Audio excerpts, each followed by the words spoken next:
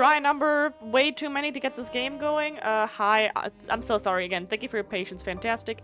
The last case of John Morley. Repeated myself for the 10th time now. We played the demo. It's been kind of a pain in the ass to get the game running while streaming right now. We had to turn it down to 30 FPS, so we will see how we like that. It should be fine now. Scream the second that there is a lag. We'll also turn this off. And we will turn this off. Okay. Hi, Vance. You missed 45 minutes of absolute clusterfuck. Hi. Oh, mustard, he did it. Oh my god. Hi, how you doing? Okay, so 30 FPS, it hurts my soul, but best case we won't even see it. Final try.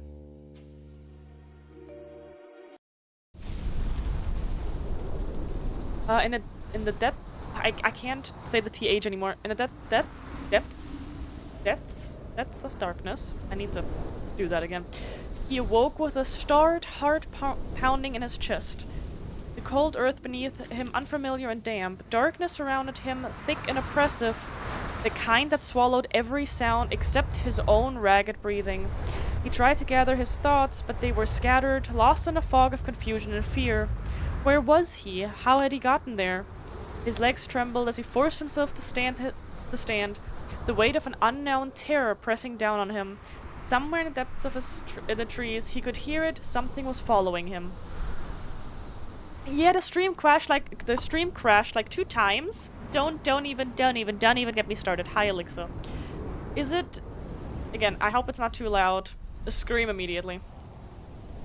Time buries all truths beneath shadows, but the past always has a way of clawing its way back to the surface, demanding to be heard no matter the cost. Uh-oh, I swear to God.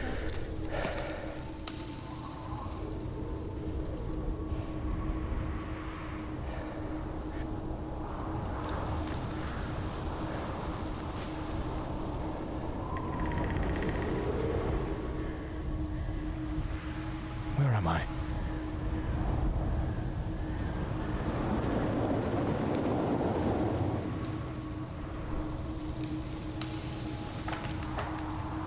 It's a little loud.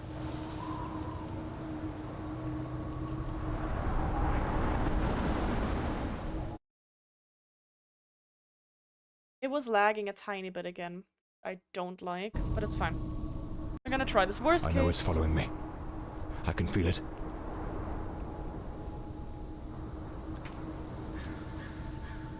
Is this too dark? Cause we'll see. Okay.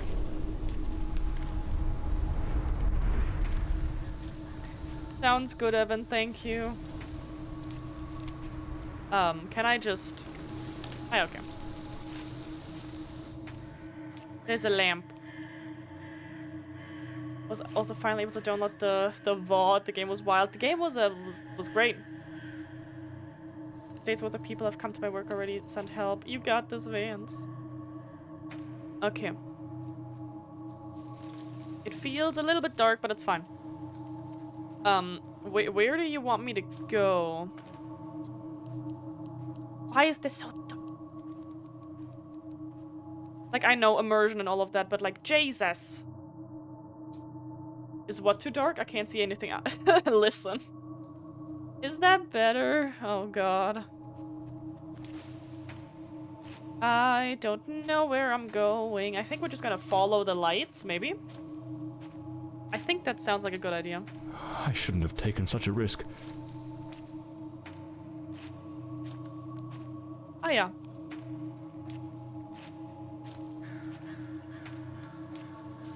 Oh god, 8 PM? I'm so sorry, Vance.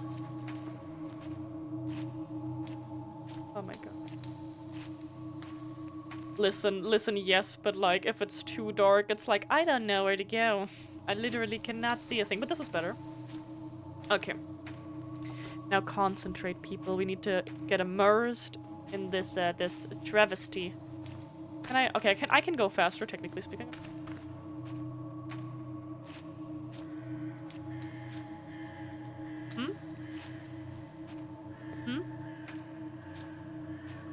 I really thought the beginning of the demo was the beginning of the game, but boy was I wrong. That sound. It's coming from the river. Oh hell no. Oh hell no. Again, let me know if the game is too loud or whatnot. We can turn it down. Because I don't remember if I had something turned on for you guys again. So the sound that we don't like is coming from the river, but obviously the way leads us to the river. Love that. Very nice. If this is gonna jump scare me, I'm gonna lose my shit.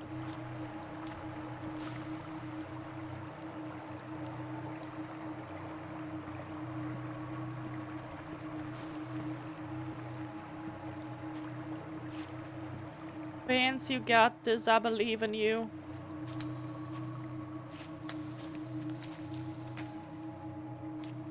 I don't like that sound. Oh my god, okay. This is fine.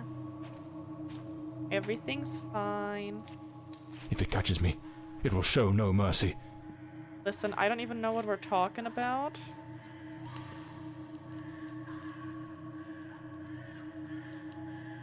Also, you're very loud in my ear.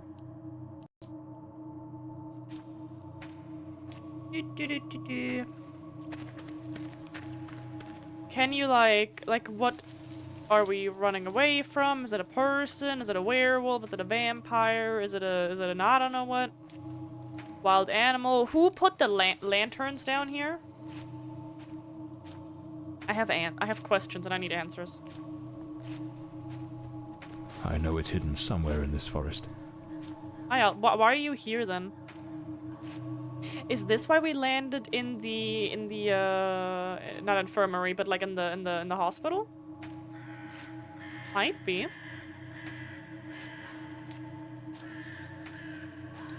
This feels like amnesia. Don't even say that, I swear to God.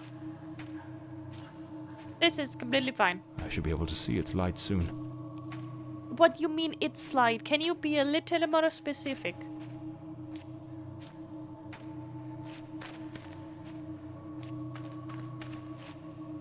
I want to just run.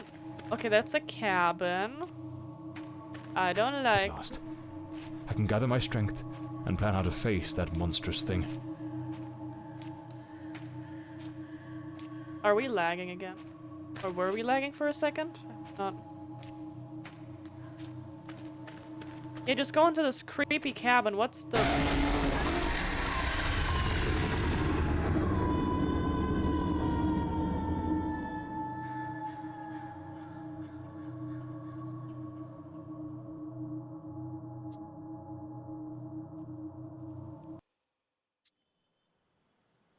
What's the worst fucking thing that could happen, huh? Oh my fuck. I knew it. Like, it was already sussy. It was already sussy. That, oh my gosh, that it was just a pitch black. I was waiting for like a loading screen or something. That was such a cheap, I can't talk.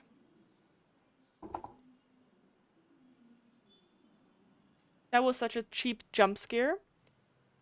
And the hydrate is not popping up because I disabled it. But I should still be hearing it. Fuck my life. Thank you for the hydrate. Give me 1 second. I don't like it. How we doing today? This is awful. Ugh. Hate it here. Hi. Hi, Angela. Welcome in. You missed an hour of absolute horrible because we were trying to not get have the game not lag. I think now we're starting where the demo was started. Ugh. Last day in the hospital. The piercing light of the morning sun stirred John from his restless sleep. For months, strange nightmares had plagued him, and even the strongest sedatives couldn't dull the weird visions that haunted his mind. Another day in this wretched hospital, his wounds still ached, but he felt no regret. Despite the accident, he had brought the culprit of those ghastly crimes to justice. After all, isn't that the duty of any good private detective? The name's John Morley, private detective, and today is a momentous day. After enduring the most exquisite tortures at the hands of those blasted nurses, and being pumped full of enough medicine to fell an ox, today I'm finally free. Why are you whispering?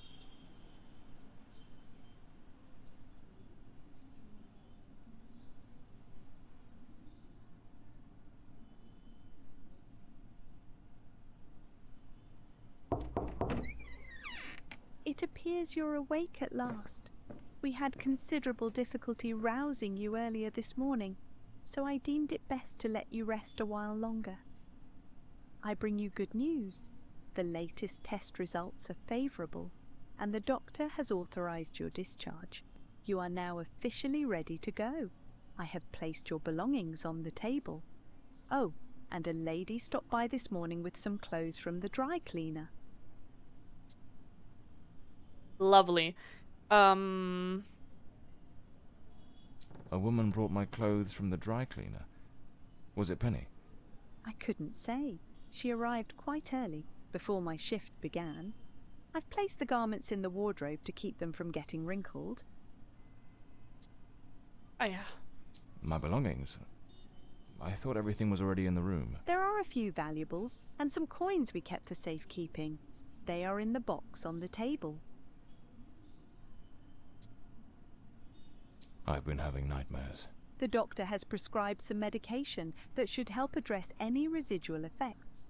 This should assist in alleviating your nightmares. Great, lovely, thank you. So I'm better now. Yes, you are much improved. Both your physical and psychological assessments have been satisfactory, and there are no impediments to your returning to your normal life. Now, if you'll excuse me, I have other patients to attend to. I wish you all the best. Oh yeah, thank you with your self-closing door. Okay, new key clue unlocked. Okay. 1 second, I am terribly sorry. Love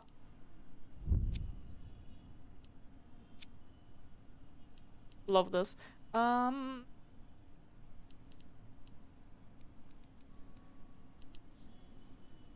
Okay.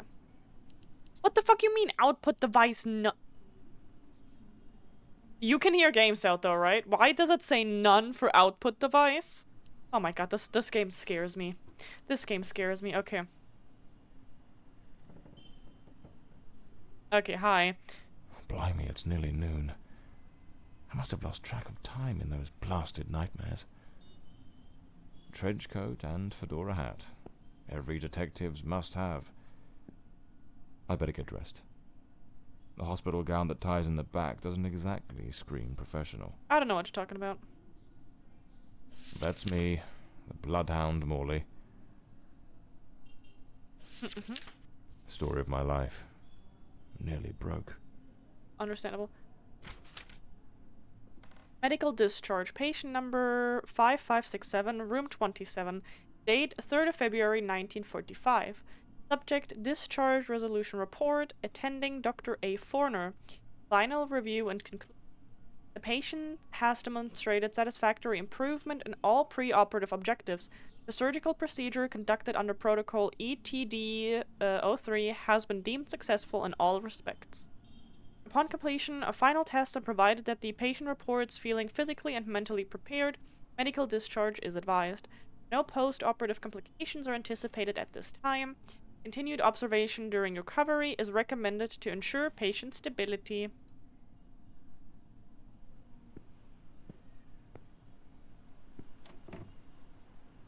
Anything else?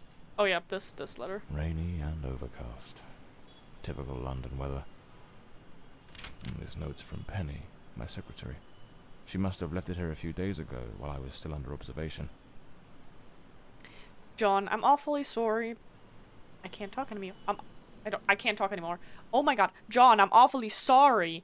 But I just can't keep going like this. You've been laid up in that hospital for ages, and I've been left skinned with no wages coming in for months now. Before, with the state you were in, I couldn't bring myself to say anything.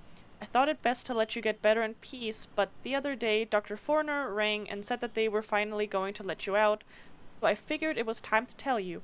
I haven't been to the office in a month, and believe me, I will miss Hawthorne Street and that old, moldy brick building of ours, but I've got to move on. And you know, even before the accident, you still owed me 3 months' pay. Peter and I are planning to get married, and I need some stability. I hope you understand. I've left my key under the doormat, I've paid the water and electric bills, so those are in your hands now. Goodbye, John, I wish you all the luck in the world. Yes, a few days ago, an older woman came by asking for you. I told her you might be back at the office this afternoon. She seemed quite eager to have a word with you, Penny. Damn it, Penny. I don't blame her, though. I'm a right mess. I've managed to lose the only 2 things that kept me grounded. Her sound advice, always spot on, and the faint hope that she might dump Peter and give me a chance. Yeah, no, definitely not. So the mystery woman who took my clothes to the cleaners was Penny after all. Seems she's still got a soft spot for me. Could there be a chance I might win her over? Absolutely not. $2 to get your shit dry cleaned, that is awesome. Okay. I usually use the Windsor knot. Great. I should get myself a pair of derbies. Or brogues. They're much more comfortable. These do a fine job of hiding any belly. Can't complain about that. Looks brand new. The collar's pristine. Well-structured shoulders, nicely padded. Gives off an air of authority. Keeps the crooks wary and catches the ladies' eyes. Totally. Blimey, what a fool I took onto that rain-soaked pavement. And to top it off, with that downpour, I ruined my best suit. But, well, that's all water under the bridge now. Quite literally. Saint Dymphna's Hospital? I don't know. Patient progress report. That is literally the same that was on this piece of paper. Gotcha, okay.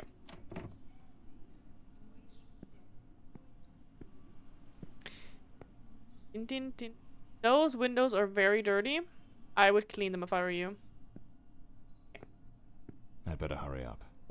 Just like Penny says in her note, I might have a new client this afternoon. And with the way things are going, I can't afford to let that slip away. That is also a very dirty window. Can I talk to you? Nope, fantastic. What are you reading? What you read? I don't know. Okay. Touch.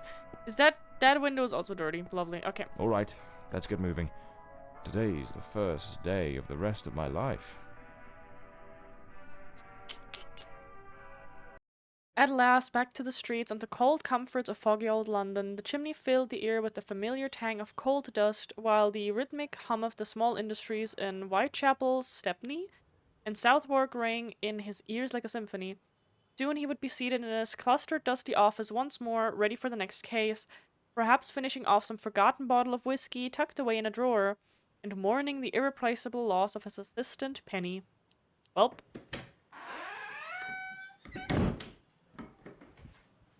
Back again. Feels like stepping into a forgotten paradise. I don't know about paradise. Everything's got that same old charm, and yet feels oddly new. This hospital stint's given me a bit of a new outlook. Maybe I'll take it a shade easier from now on, sticking to cases that don't demand a trip to the morgue. Okay, nothing out here. Okay. Let's get the key. Here they are. Penny's keys. Just like it says in her note. Detective Morley, Investigations Office. Ow. So, don't go to the desk just yet, so let's see. My files. Cases, clients, debts. Too many debts. Far too many. I feel like there was a reason, now that I think about it, that I had this at 70, because goddamn, sometimes this dude talks very, very quietly. Okay. Let's do one wall first. This case is worth its weight in gold. Everything you need for a portable lab. The umbrella with a bullet hole. Souvenir from the marksman case. Nearly lost my hat on that one.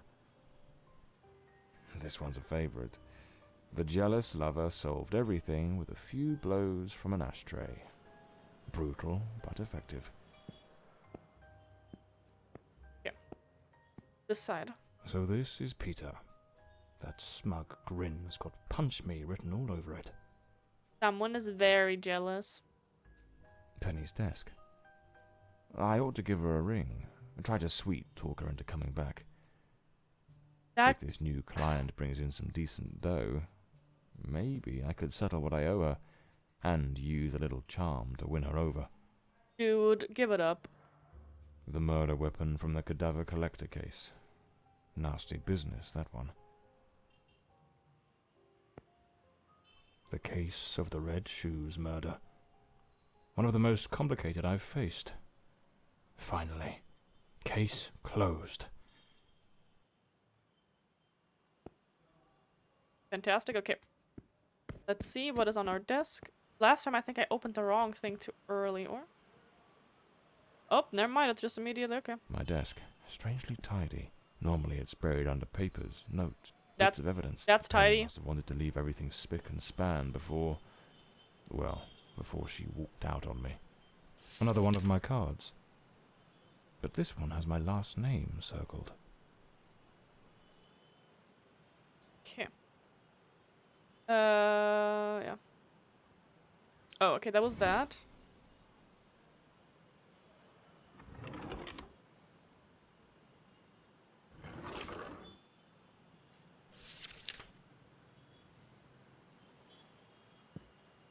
Okay. Amazing how this little gadget can reveal the devil in the details. Okay, I think it was just Morley then, right?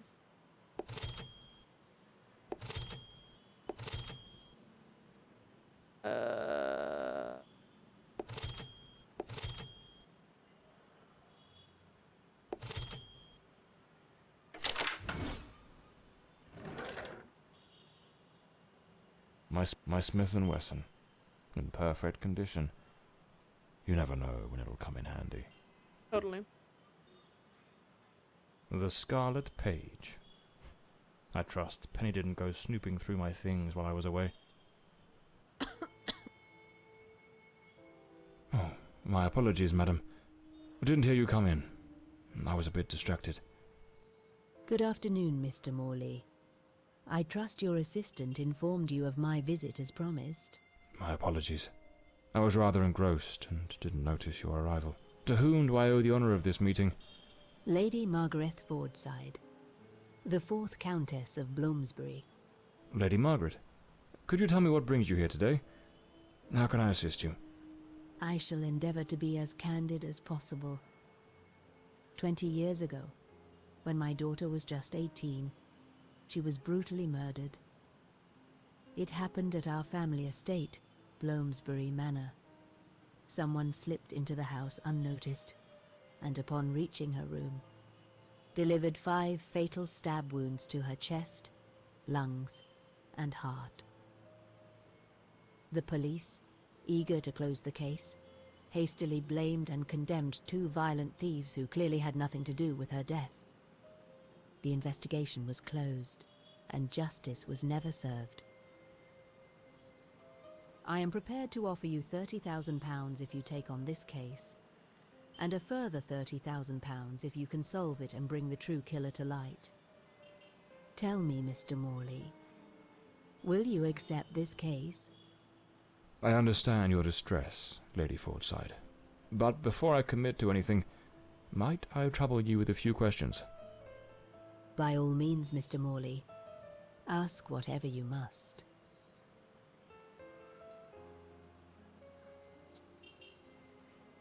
She's a little late. Like 20 to 19 years late. Tell me about the men the police arrested. Why are you so certain they weren't guilty? 2 days after the murder, the police arrested a pair of violent thieves who were terrorizing the county at the time. Though they swore their innocence in my daughter Elodie's death, their criminal record completely undermined their defense. Seizing the opportunity, the police locked them away for their other crimes. and the case was closed. But what has always struck me as suspicious is that nothing was stolen on the night my Elodie was killed. If those thieves were truly the culprits, why would they murder her and then leave without taking a single piece of silver? Fair. It doesn't add up, Mr. Morley. Oh, that's fair. Tell me, were there any witnesses? Did anyone see or hear anything? It happened at midnight. The house was practically empty at the time, with only a few servants and a guest who was sleeping in the west wing. I was the only one who might have heard something, as my room was next to hers. Unfortunately, I had taken a sleeping draught and fell into a deep slumber. It is a decision I shall regret for the rest of my days. Okay. Tell me about Bloomsbury Manor. Do you still reside there? After Elodie's death, I abandoned the estate. I couldn't bear to remain there, to live within those walls. Even now, when I visit the manor, it still feels as though I can hear her footsteps echoing through the halls, her voice humming that old melody, the delusions of an old woman who has mourned her daughter for far too long, Mr. Morley. No mother should ever have to bury her child. Should you accept the case, Bloomsbury Manor would likely be the best place to begin the investigation.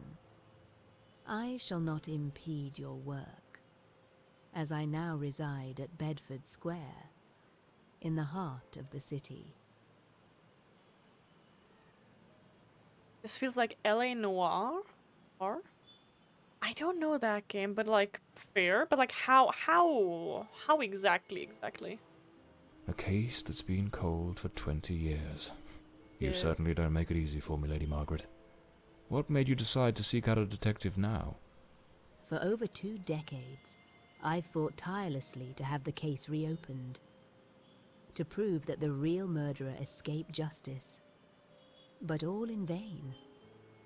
Neither solicitors nor well-meaning police friends, nor even journalists hungry for a dark story have managed to uncover anything. Then one day, I read about your success in solving the case of the Red Shoes killer. Regrettably, I also learned of the unfortunate incident that left you hospitalized with grievous injuries.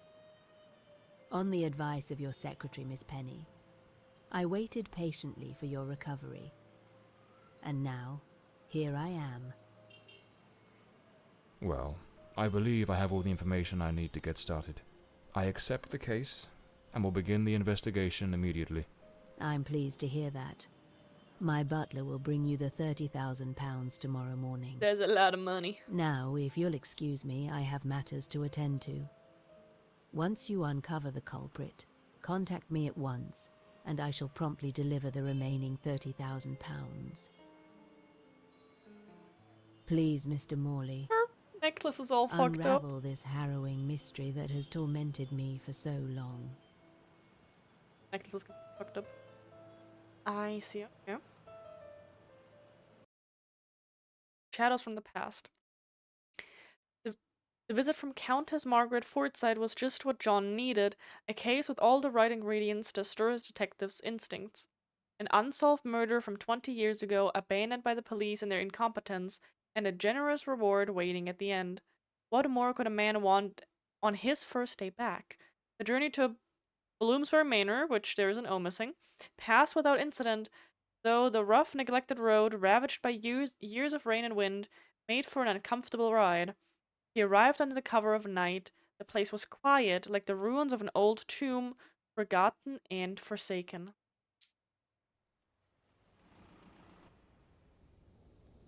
I love all the achievements we're getting.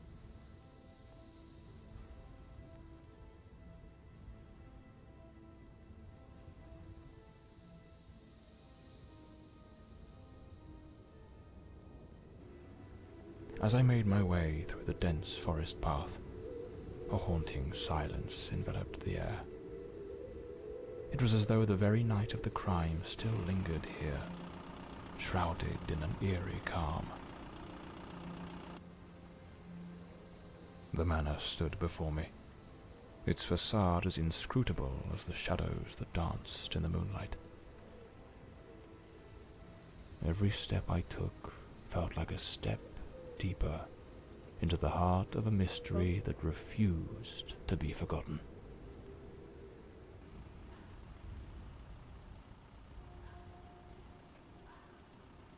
That button is fucked. Okay, whatever. Okay, so we're here. I don't remember if they changed something about the scene, but whatever. So, this is what we did in the demo. I want to say, once we're past the point of where the demo ended, we're gonna do our lunch break. And then we can continue afterwards. Oh, we're tall. Look at how tall we are. Okay.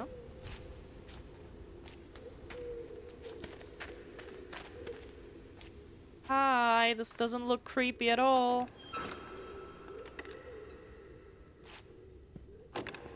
Oh yeah, I love that everyone has automatic doors.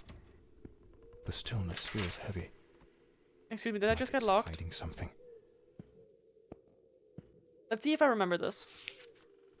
Westland Asylum. A place of hope and healing, a Westland Asylum at Westland Asylum. We believe that the path to recovering begins with compassion, understanding, and the most advanced techniques of mental health care. Our institution offers a tranquil haven for those seeking respite from the trials of the mind. I hate that every window is dirty. Okay.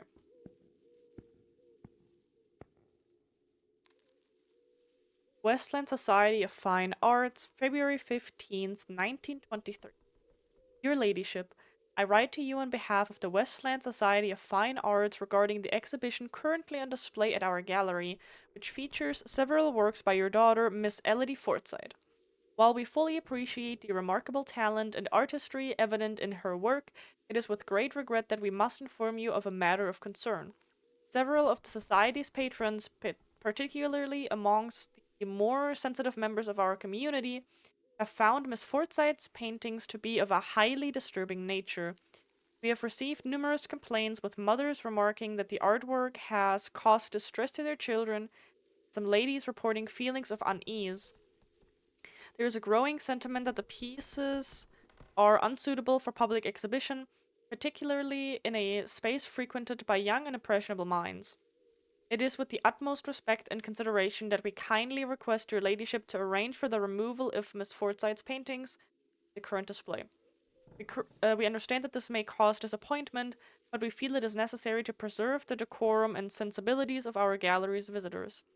We would be honored to work with you in finding a more appropriate venue to exhibit Miss Ford's art, where her unique vision can be appreciated by a more discerning and prepared audience.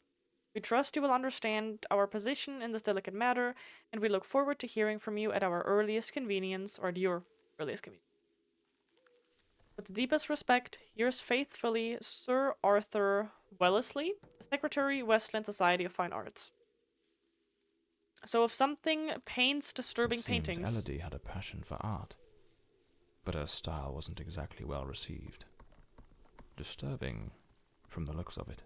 Disturbing paintings are the first, or can be, a very good, sign that something is mentally very unwell.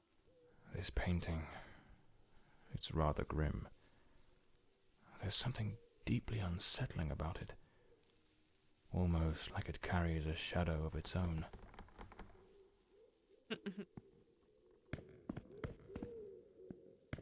Yeah. The door's chained up with a padlock. Looks like I'll need to find the key.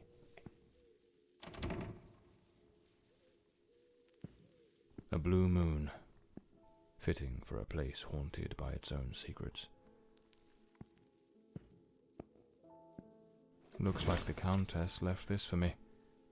It could be useful for getting around the place.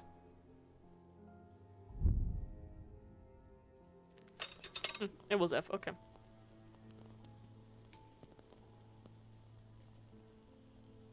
Okay, old telescope, that thing. Okay. Follow the trail of green lights to investigate past events.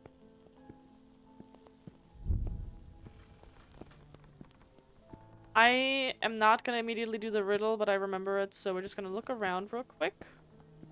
Gonna see what else we The can interact lock has with. been concealed. This door must open by some other means. There's the first green thing. Okay. Let's do these first. My lady, I would kindly ask that once the midday service is complete, you grant me a few moments of your time in the library. Joanne Merver, your housekeeper. So, the housekeeper left a note for the Countess, asking her to meet here on the day of the murder. I wonder what truly happened during that encounter. Very well. Let's piece the events together, step by step.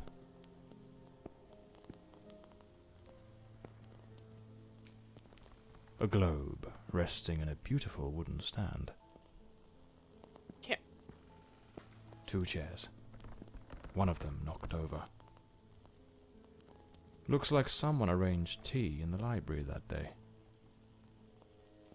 The fact that no one cleaned that up is wild to me. Like, no one touched anything in a matter of 20 years. Lipstick stains. Same shade the Countess wore when she visited my office. Sure. The housekeeper's cup is still here. Tea spilled across the table. She never got to drink it. An empty envelope. Did the housekeeper hand the Countess a letter? It seems they met here. But something went wrong during the conversation. I am very angry. After all these years of service, this is how you repay me? Walking away like this? I'm sorry, madam, but the situation has become unbearable. My bags are already packed.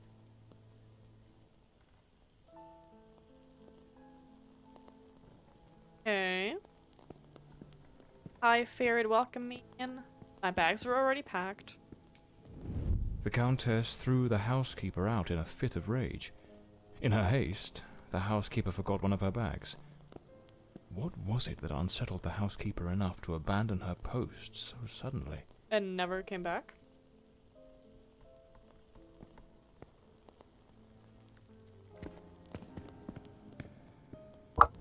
Sorry. Lady Fortside, still seething, burned something in the fireplace.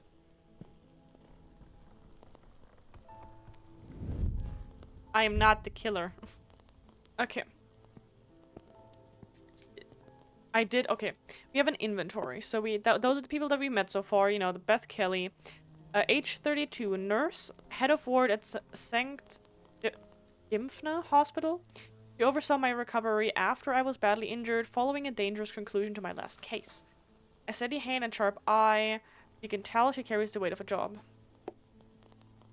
You get Countess Lady Margaret Fortside, age 68.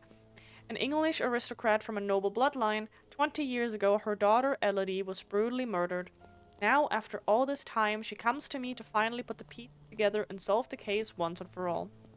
If you look closely, you can see it in her eyes. She's been carrying the burden of her tragedy for far too long. Joanne Merver, age 51, at the time of Ellie's death. The housekeeper of Bloomsbury Manor.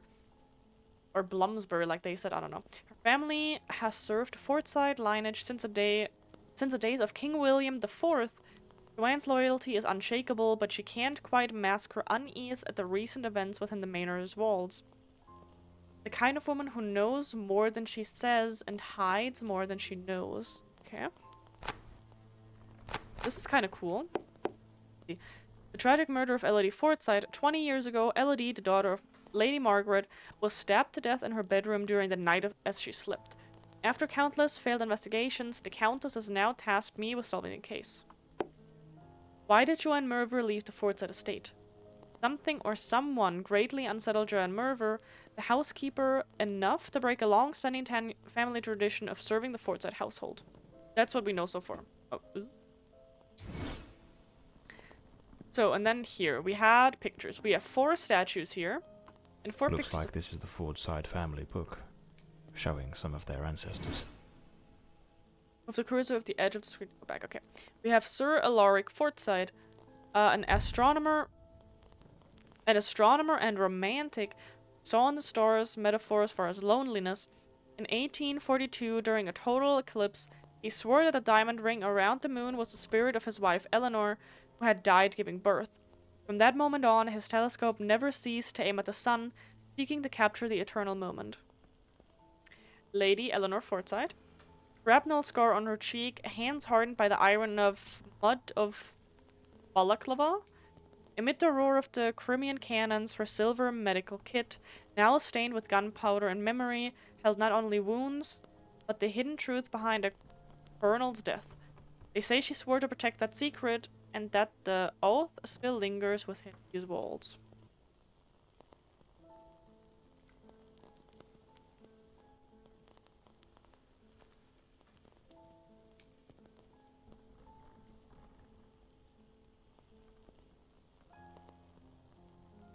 Okay, so, because I was confused, so this is his daughter, Eleanor, because she was born in 1842, and that's where his wife, Eleanor, died. That's what that makes sense, okay? Lord Cedric Forsyth, a man with prominent nose and a wandering soul, whose steps traced paths where only blank maps had once lain. A cartographer to Queen Victoria, he devoted his life to naming the unnameable, jungles that swallowed expeditions, rivers that erased borders, and villages whose names only he had remembered. His globe, now cracked by time and the salt of 1,000 seas, bears between its meridians the scars of a man who preferred to get lost rather than return. Lady Isolde Forsyth. Or Isolde. Isolde? In German it would be Isolde, so I don't fucking know. A pianist with ethereal hands and a drowned heart. After losing her beloved in the wreck of the SS Meridian, her nocturne became unnamed requiems. Her final composition, Elegy in Blue, rests on the ebony music stand in the library. Its notes sketch waves that never kissed shore, and its pauses echo the silence of a ring never given. So. And oh no, these 4 people are the 4 people that we see here. So. She has her medkit right there. So we're gonna turn her.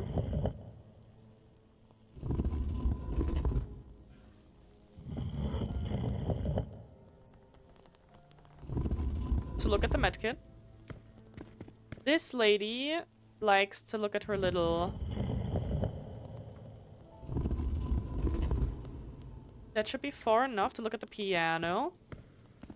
This dude needs to look at the globe. That should hopefully be that. And then he is gonna look at the telescope.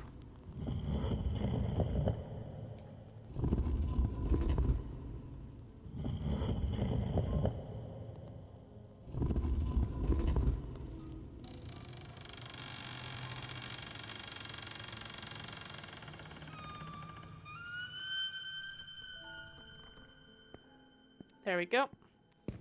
Open sesame.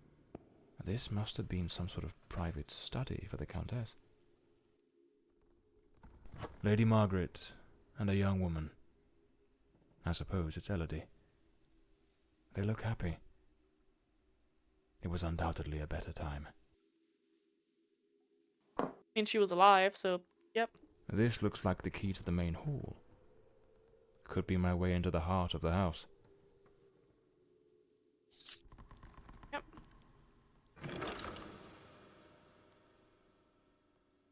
An old pocket watch. It probably belonged to Lord Forsyth, Lady Margaret's husband. Looks kind of cute. A British passport. Lord Forsyth was undoubtedly a man of the world. Okay, we can't look at that picture.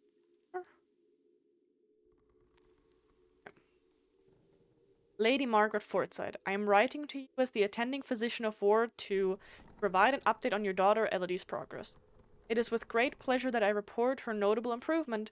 Elodie now confides that she no longer experiences dark thoughts. Most importantly, the nightmares have subsided, and she has begun to communicate more amicably with her fellow patients, a crucial step in her recovery. Elodie has also asked me to relay a request. She would like you to bring her amber necklace when you visit this Sunday. I will continue to keep you informed of her progress. Respectfully, Dr. Mulder, Chief Psychiatrist, Westland Asylum. Elodie was committed to a psychiatric facility, but she supposedly recovered from whatever ailed her. Okay. I am pretty sure we looked at everything, because I don't think... Yeah, we can't interact with this. Okay. Elodie's stay at Westland's sanatorium. Elodie has been committed to a sanatorium for having dark thoughts, but she appeared to make a full recovery and returned home. Only a few months later, she was murdered.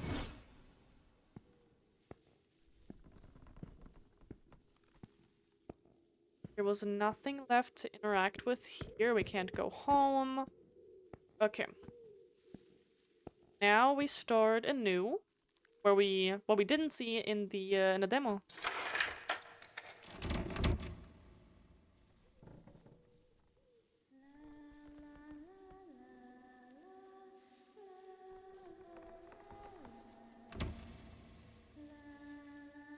That's a beautiful tree.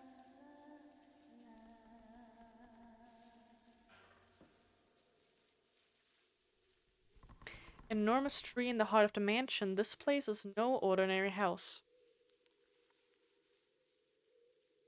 Okay. Very fancy tree. Why are you screaming? Oh god, that's a little unsettling. Okay. Can I interact with tree? Yes, I can. Oh. Here lies Elodie. Rest eternally, beloved daughter, beneath the tree that once watched you grow. So this is where Elodie is buried. That's a beautiful grave. It's just kind of sad that it's in a house where no one lives anymore. How the fuck are there candles on? How are the candles on? And like, that poor tree is kind of growing through the roof. I don't know. And I swear to god, if you jump scare me again, I will lose my marbles. I don't have that many marbles to begin with, but please, for the love of god, no more jump scares. Layers of dried oil paint, left untouched for 20 years.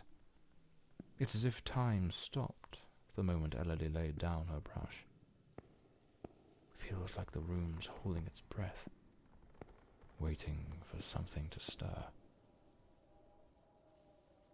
There's 2 doors. Okay, let's see. The grand ship on the open sea. Yep, lovely. Looks like the last painting Elodie was working on was of a ship at sea. The whole gallery is filled with maritime references. She seemed quite obsessed with it. The sinking of a ship.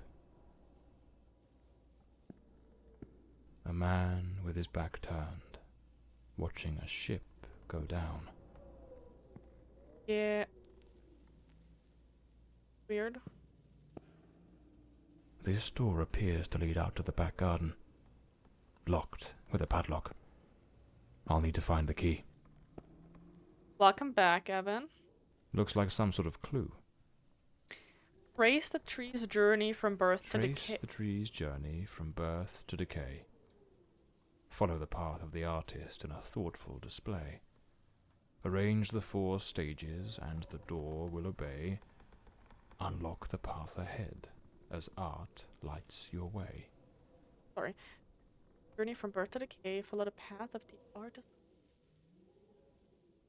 Arrange the 4 stages in a door will obey. Path. Oh my gosh. Okay, well that's great already. Drawing in dining room. Okay, we got a key. Yes, I am getting hungry. I was literally saying about when you're done, because now we are where the demo like stopped, so we didn't see this yet. I would love to eat. I would love to eat. Are you gonna read this too? I would love that for you. No? Fuck me, I guess. Milady, I must confess, never before has anyone requested something of this nature from me. I believe I am capable of the task, but I must inform you that it will require a significant sum. Certain parts will need to be specifically crafted in the city, and I must first commission the necessary plans. What you're asking What you're asking for is a piece of intricate engineering, but rest assured, there will be no more ingenious ways to restrict access to certain areas of the house. If it pleases you, I propose to delineate the spaces as follows. Area A is the private quarters, Area B is the guest quarters, and Area C, kitchens and servants' quarters. I have provided a sample mechanism for Area C. Adhering to your original concept, I would greatly appreciate your prompt response so that I may proceed ordering the remaining mechanisms. Thomas Blacksmith. I would assume that that guy might be a blacksmith? Lady Margaret took special care to secure the house, restricting access to certain areas. I would assume that is what this is.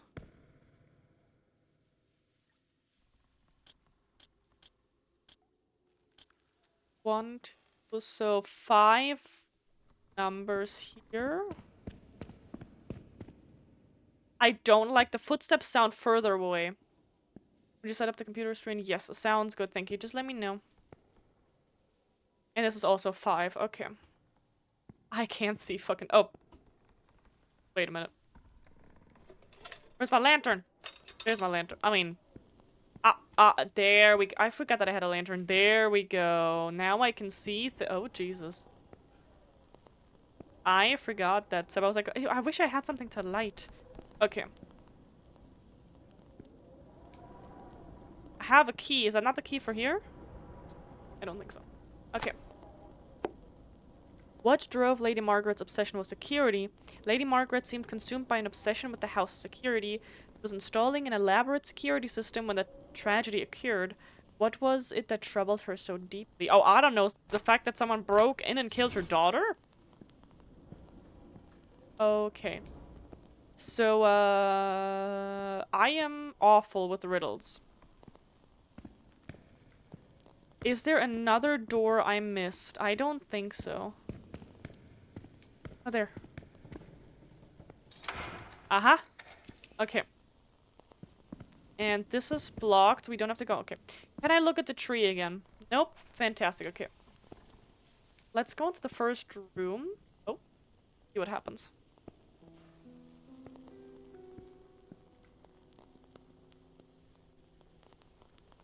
Couldn't be that happens every other Tuesday. Excuse- wait, what happens every other Tuesday? What did I say? Oh god, look at all these pictures. Look at all these. Oh. Some of these paintings are really dark and sinister. But why did I fuck up this? No, put that back. Oh, I moved the picture and I don't like it. Can I move back, please? I don't. Why do we fuck up that pic? I don't like that. Oh my gosh, that makes me uncomfortable. God damn it. I should stop pressing buttons. Oh, maybe because... okay, gotcha. Valid. Okay. A young woman screaming in the middle of the darkness. I'm gonna take a very wild guess and say that even before she got murdered, something awful happened to her, and I'm gonna guess that it was maybe a man, because it's always a man. Okay, yeah, Evan, let me come out in a second. You heat up yours first, and then let me know once yours is about to be done in the microwave, and then I shall come.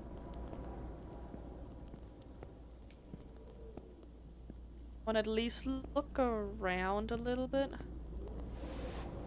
Why are there so many pictures that I can just move?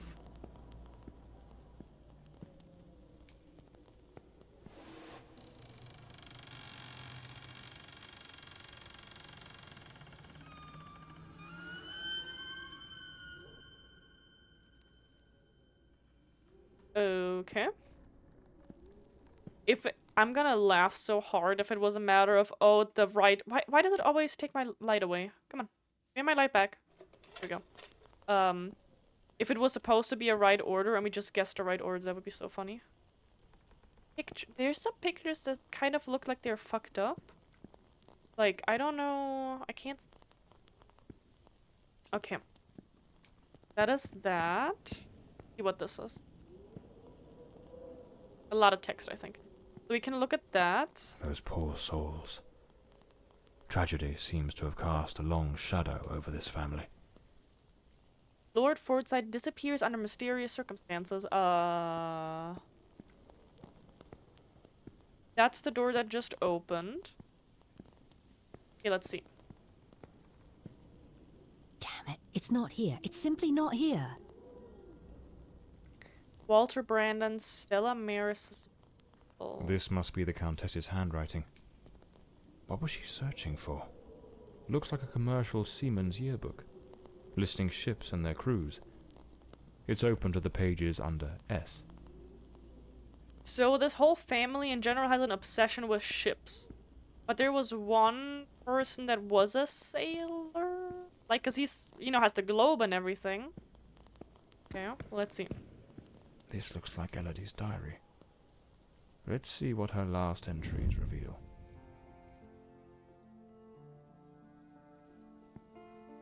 I'm absolutely over the moon. Walter has written to say he is coming. I met him at the Western Sanatorium, and we have grown so very close.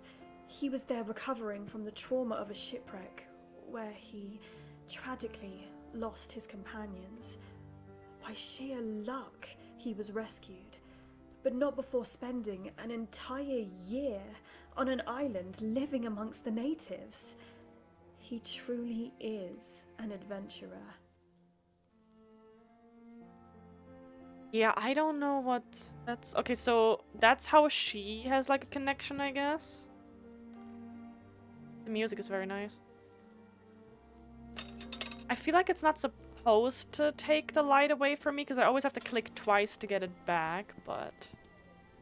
Oh. I'm so happy. Walter has finally arrived.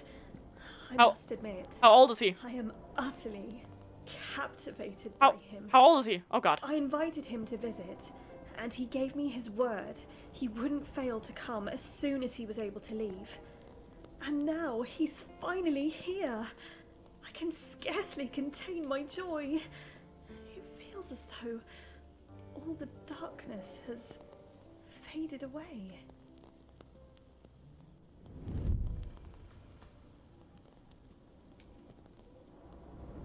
Okay. Oh, they looked so in love.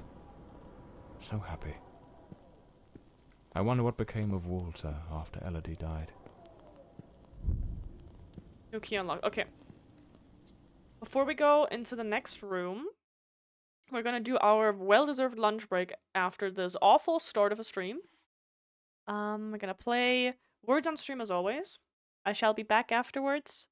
And thank you so much for sticking around during this very difficult start. But yeah, I hope you enjoy the game just as much as I am and will. So, see you in a little bit. Yes, word time, Angela. You got this.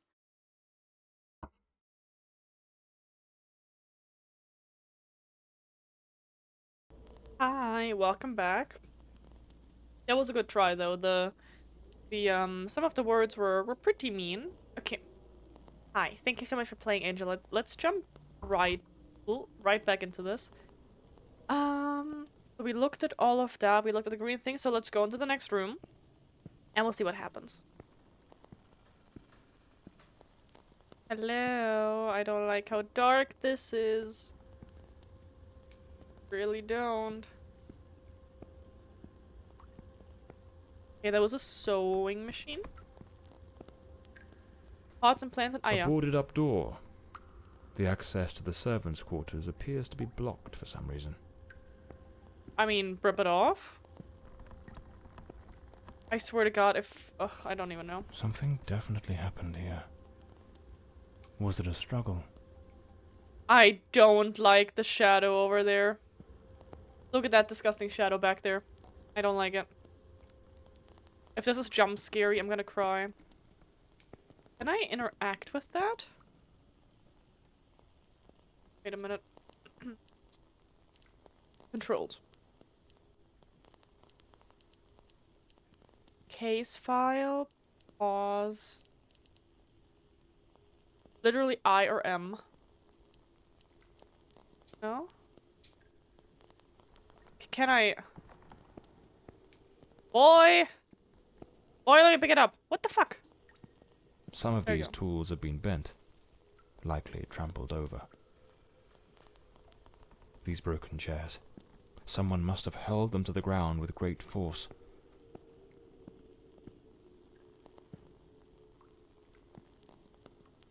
Were you able to hear that blurb? Because I didn't. Crowbar. Oh, okay, we took a crowbar. I wonder what we're gonna use A that for. silver knife is missing, and it's nowhere to be found. Likely taken by the same person who caused all this destruction.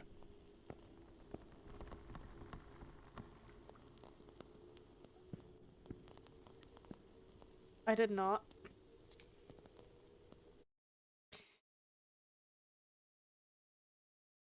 I wonder, cause I hid it to not pop up at least. I wonder. But how, wait a minute, how were you even able to grab a blurb? How were you able to grab a blurb in the first place? Cause I got rid of that extension because today. Oh, probably in the chat. Probably the chat extension. That's how you probably grabbed it.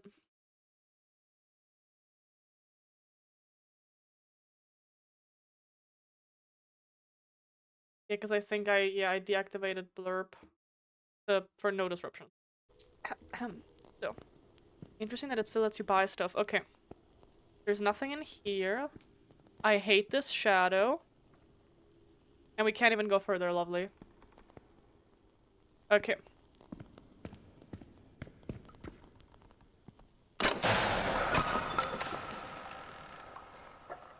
Looks like the crowbar is broken. Well, that was awful. And how the fuck did you break the crowbar with that?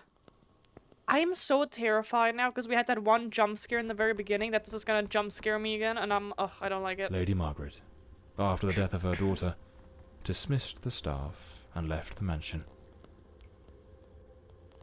Also, Evan, now that I see it, or I don't know, I had a pinned message.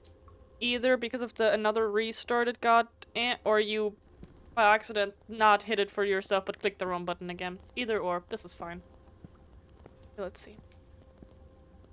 Did say I redeemed it for undetermined amounts of points. Interesting. A backgammon board. One of the oldest board games. We had one of these, and I never understood how to play it. There was no rulebook to be found, and my parents also didn't know how to play it, so we just had it, and no one ever touched it. Okay, let's see. They have a sink in their room, very nice. Miss Marva apparently knew her way around the tarot. What a dreadful spread, and what a chilling omen it revealed. Evil approaches.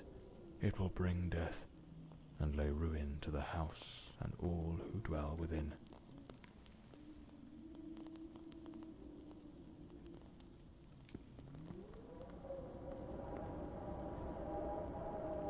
Area B.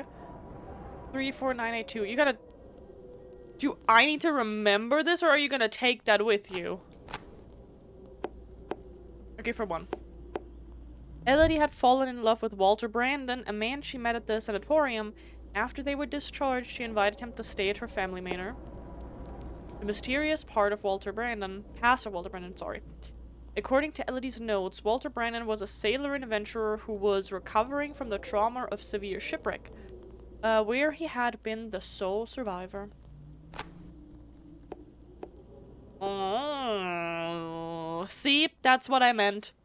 She was 18 at time of death. Lady Margaret's daughter, Elodie, was sent to a sanatorium after showing signs of a minor psychiatric trouble.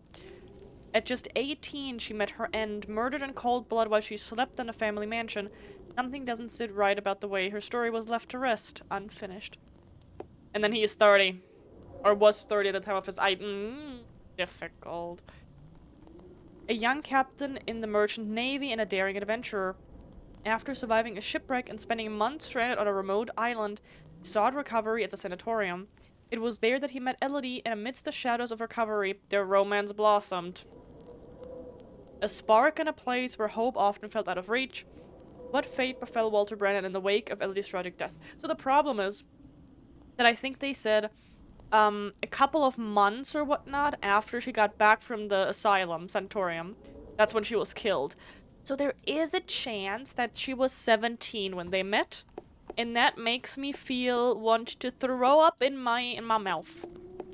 Because 17 and like 29, that is not okay. Or 18 and 30, that is also very much not okay. And I say that as someone who,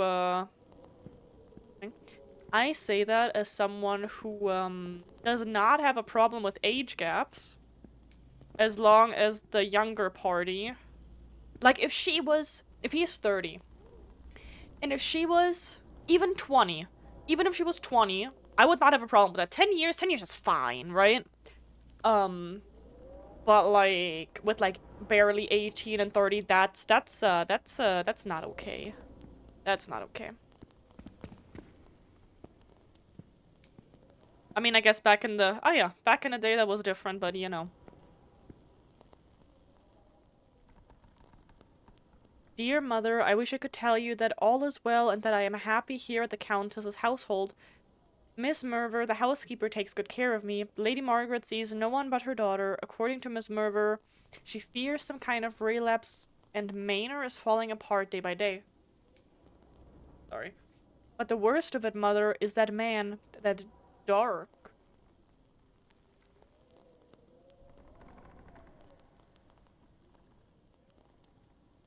Wait a minute.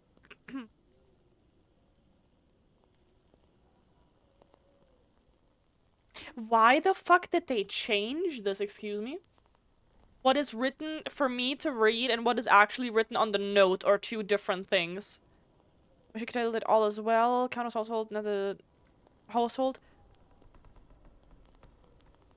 I'm happy here at the Countess household, but nothing could be further from the truth. That is literally cut for. Okay, they kind of forgot some steps here. Okay, let's read the actual one. Dear mother, I wish I could tell you that all is well and that I am happy here at the Countess's household, but nothing would be further from the truth. Miss Merver, the housekeeper, takes good care of me and I feel safe under her watchful eye.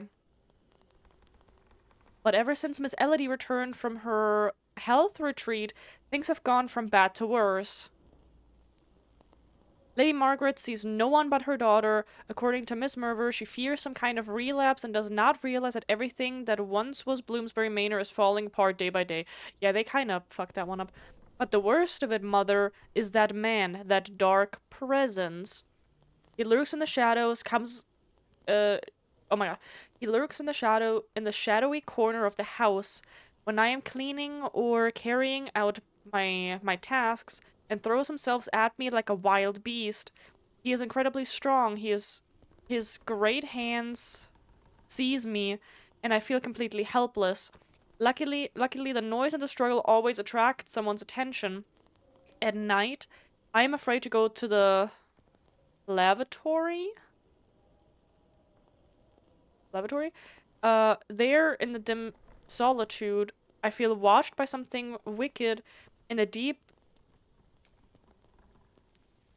Sometimes this is kind of difficult to read, because S's and R's. The wicked and a deep spectral breathing. I'm trying to find it on the not translated one, but like the spectral breathing. Okay. Leaves me frozen with fear. Only Miss Merver has listened to me. I believe she, too, understands that this man is a great danger, one that will, sooner or later, bring about a tragedy. She and I are exhausted. Yours affectionately, but there's no name on it. Lavatory's bathroom. Oh, that's a very fancy word. Okay, so I don't know why there is stuff missing, like on the readable one, then that's not on the note, but whatever. We read it, that's fine. Reading cursive is good practice again. Okay. A doll pierced with an awl. A warning? An awl. It's called an awl, okay. We're learning new words. Okay. Let's go. Next one. Nothing on the door. No doubt. This is the cook's room. Shit, we need to go back. I forgot something. Are you gonna show me the...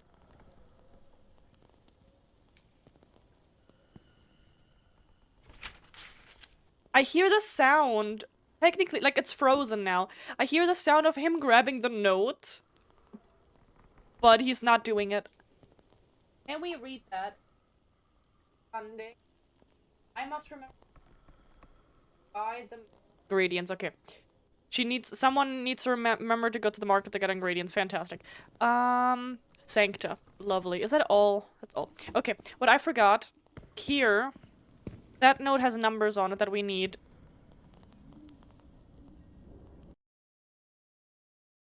Area B. 34982. 34982. We need to remember that, please. Thank you. I hate games where you have to write that down yourself. I mean, it's kind of cool, but it's also like, ugh. Okay. To all staff members, by order of the Lady Fortside, following the funeral of her beloved daughter, Elodie, you are kindly requested to proceed to the main hall of the estate, where you shall each receive a payment equal to 3 months' wages. With this gesture, your service in this household shall come to an end. Lady Fortside extends her deepest gratitude for your loyalty and devoted service.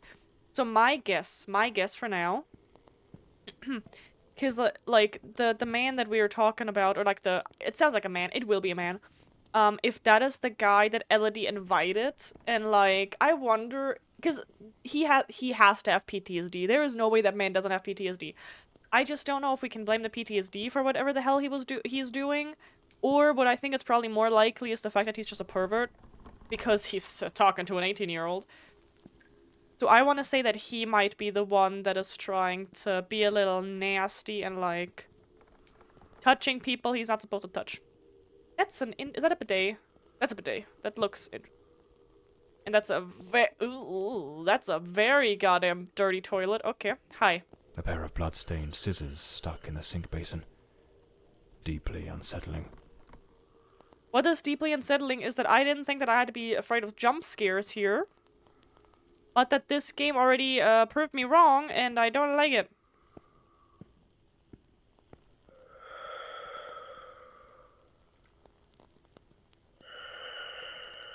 Oh, you can go fuck yourself. Oh, ha, ha, ha, ha.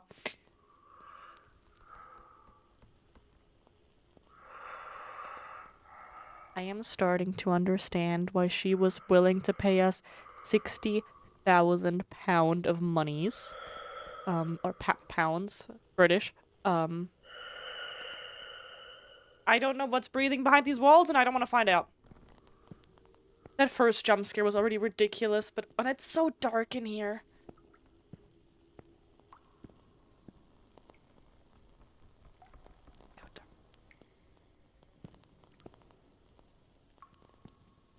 I hate how dark this is.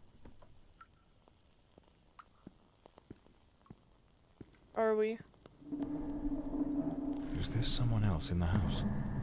Oh no, I didn't know that it was this.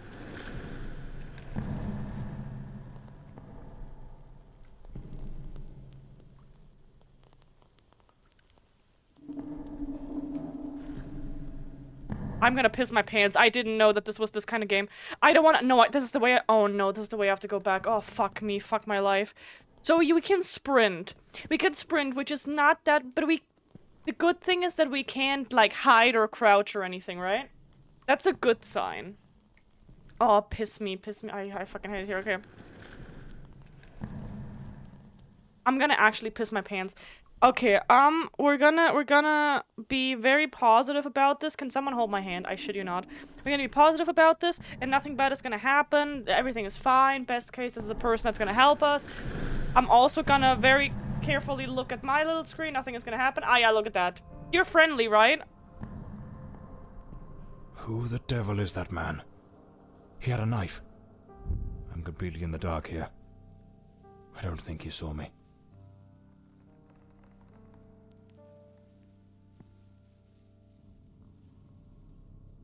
Huh? Huh? So what do I do? For one, I'm pretty sure he saw you. Second of all,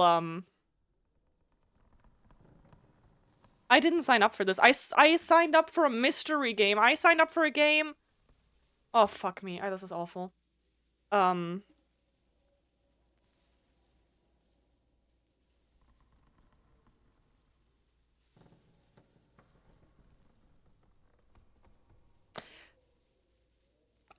I need to go back there.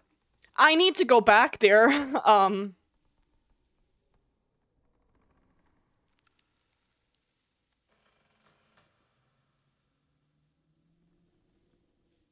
Also, fuck you for taking my lamp away.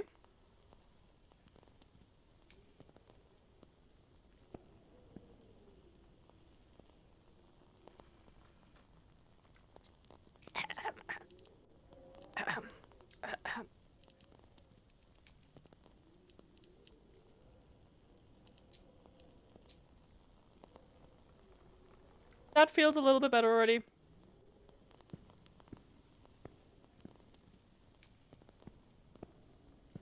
I'm calling it now. I am calling it now. It's this fucker. This is all your fault. You little creep. You little creep. Oh my gosh. Rage in the kitchen. On the night of Elodie was murdered, someone tore through the kitchen in a fit of rage. One of the silver knives is missing. Thankfully, those silver knives don't seem too sharp, but I would assume that maybe that was what she was stabbed to death with. Who is this disheveled stranger lurking around the mansion? A strange disheveled man with a menacing appearance is lurking around the mansion, clutching a knife. If he lets his hair grow out, or if he let his hair grow out, it could be him. Maybe. Hopefully not, but oh my gosh. Maybe not. The knife man. A shadowy figure, always lurking with a blade in hand. His origins are shrouded in mystery. No one knows who he is or what drives him. Yet when he's near, the air turns cold and danger feels like an inevitable companion. You can sense him in the darkness, watching and waiting. His motives are as elusive as the shadows he haunts. Who the devil is this man? Is he the true killer of Elodie? What could he possibly be seeking in the mansion 20 years after the murder? Nah, man, dull knives are worse than sharp knives. Sharp knives slice, dull tear. I mean, yeah, fair. Never mind fair, but like, I don't know why, but like, I always feel like sharp knives are more scary than dull ones. Oh, go fuck yourself. I don't wanna...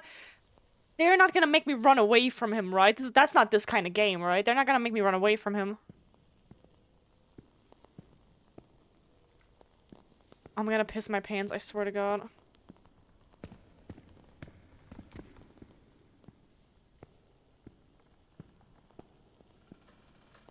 There was light outside. Or was that me? I don't know anymore. Area B. Area B. I don't know which one is Area B. We're just gonna put the code into both. So, 3... 4... 9. This is why we had a gun. We had a literal gun in our fucking desk, and he did not, I assume, bring his gun. Why would you not bring your gun if you're driving to an abandoned mansion in the middle of bumfuck nowhere? In the middle of the night. And now that I think about it, maybe the first little chapter that we had before we went into the hospital, because he said something about slipping on not asphalt, but like it sounded like he fell on a street. And obviously we were not. We were in a forest. So I wonder if that was foreshadowing for where we're gonna end up, if that makes sense. I have no idea. 3, 4, 9, 8. Okay, wrong one. Other one. Like this.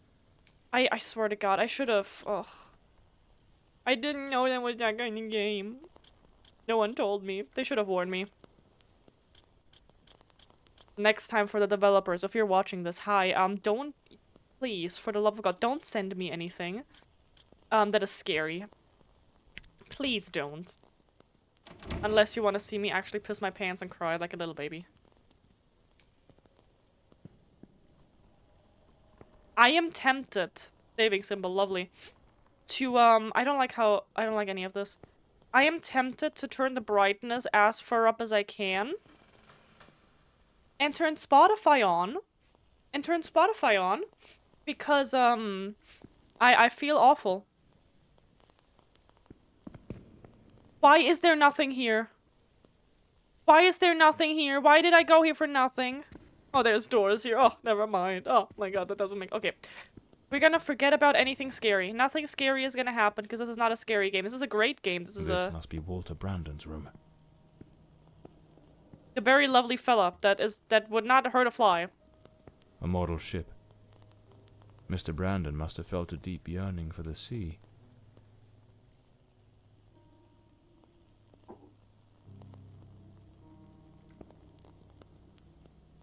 I have a yearning for going back home. A compass and a sextant. Yeah, sextant. Tools of a sailor. Okay, I'm gonna do that journal in a little bit. An empty bottle. It smells of good rum. Why would it still smell like rum after 20 years? And there's a handprint on here. Go fuck yourself. Oh my fucking god. It's awful. The painting of a ship. Unmistakably in Elodie's style. I think every single picture in this house is literally from Elodie, which is very concerning, but that's fine. That's a very nice wardrobe. Why is... You know, I'm not asking questions. The diary of Walter Brandon. Perhaps it holds some clues about who he was, and what his involvement in this case might be.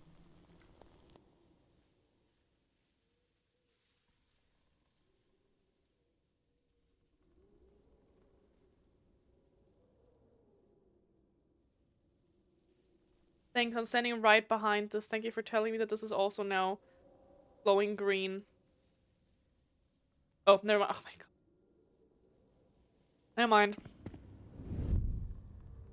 I am terrified that man has found me. I fear something dreadful is about to happen. Tonight as I awoke, I saw him, standing at the foot of my bed. Never mind. I could not make out his face, but his knife. The gleam of its blade shone in the darkness. I sprang up suddenly, determined to confront this stranger. Grabbing the heavy candlestick from the nightstand, I hurled it with all my strength. He vanished into the dark. Paul, I'm sorry that I doubted What you. happened? Did Walter also see the mysterious man with the knife? It's absurd. This occurred 20 years ago. Surely that man can't still be lurking about. Can he? I say, go home. That money is not... I know we're broke, but that money is not worth it. I'm sorry I doubted you, but on the other hand, why the hell are you on the bed with shoes? God damn it, okay.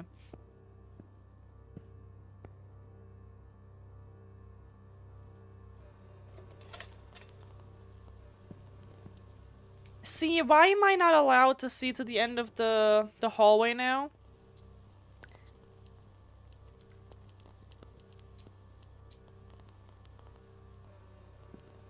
This game can't scare me. I put the brightness all the way up.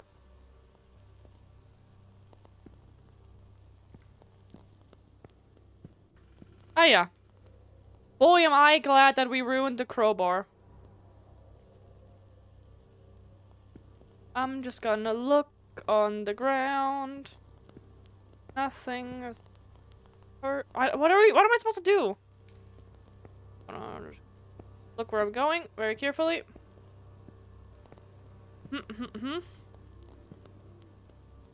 So my problem is that I don't know the code. I don't know the code of the other door.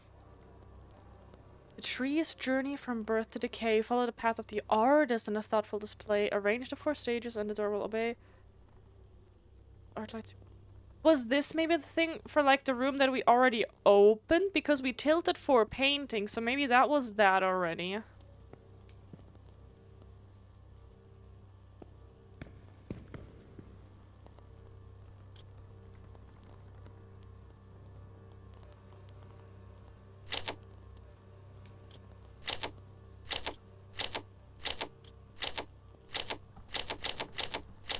So the thing is, we saw a piece of paper that technically speaking had both numbers on it, but it was like torn up. Right, so I am unsure. There's also no key for this.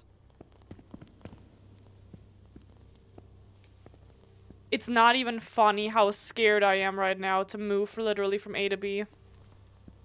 Not funny at all. Shit,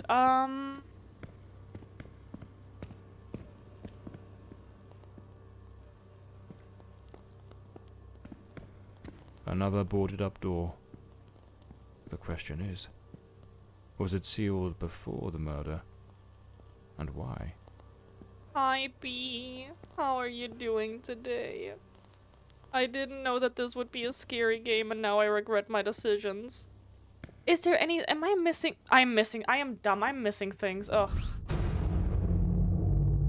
Oh, is that an- oh Coming no. here was a grave mistake. He has followed me, watching and lurking in dark corners, waiting to surprise me. I dare not tell Elodie. Oh my god, this is- oh my god, She would hi. think the one Sorry. thing I dread Hi. most for her to Sorry. believe. I see him again from the window, watching me. Thank you for that. His long hair and beard obscure his face, and he still holds that knife. He means... So, for one,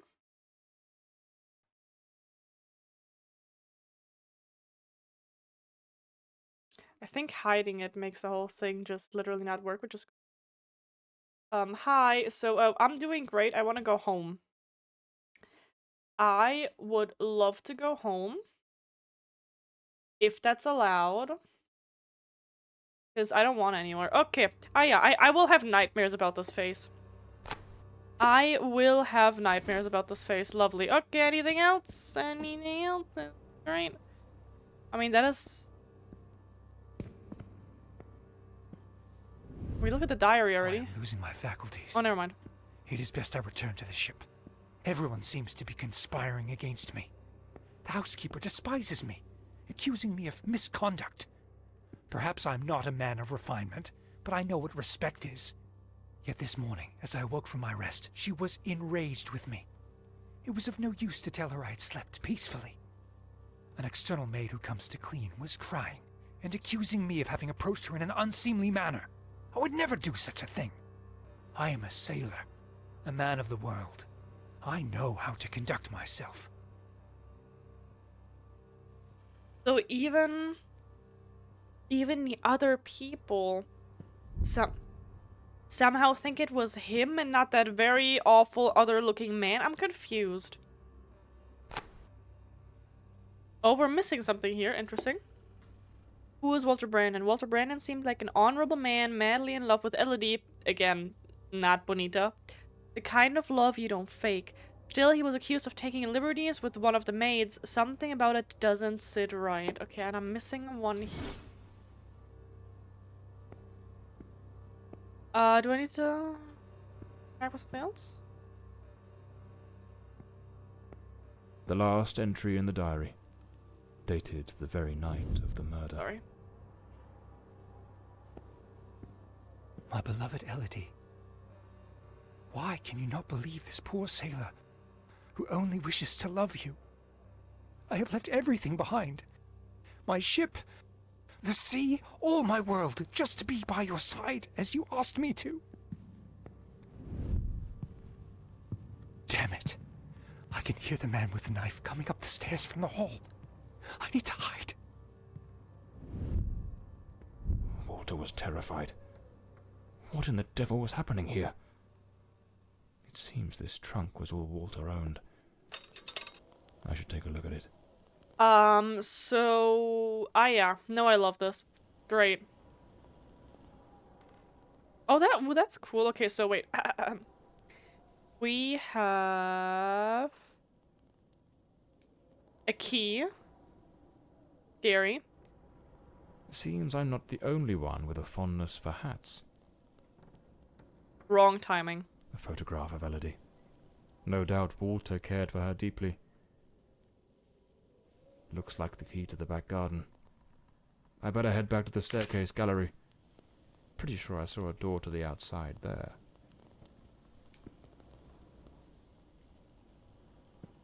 Okay. I'm so terrified now, I can't even, this is not even funny. I'm just gonna look on the floor and we will go there immediately. Nothing is gonna happen. Everything's gonna be fine. Everything's gonna be great. I'm not gonna lose my marbles. I'm so glad that you guys are here, I swear to God. The killer likely fled through the rear door of the house.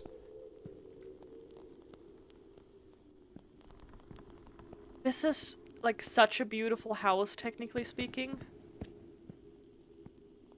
I swear to God, if that dude is just standing somewhere at some point, I will lose my marbles.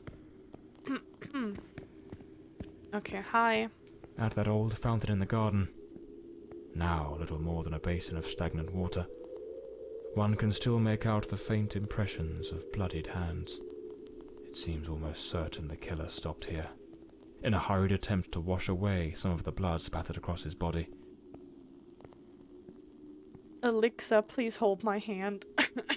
I want to see you play the confabulation game. Isn't that also a very awful, like a good game, but like an awful one? Like this.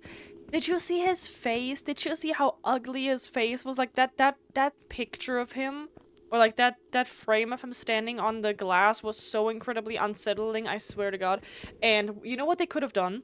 They could have done when we looked at the memory of like the guy hiding and saying, "Oh, we can hear him coming up the stairs." I was prepared that for us right now, we would be hearing him coming up the stairs and coming for us, and I was like, if you force me to hide right now, I will absolutely lose it. They didn't, thank God, but, you know. Okay, this is boarded up. There is a shovel.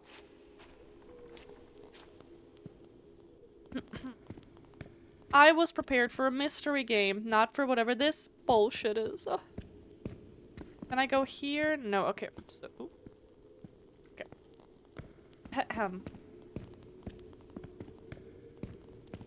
Everything is fine. Nothing is happening. We're just gonna do the little thingy saying. Oh my gosh, that's just a jacket. Help. Here's a missing kitchen knife. Ah, yeah.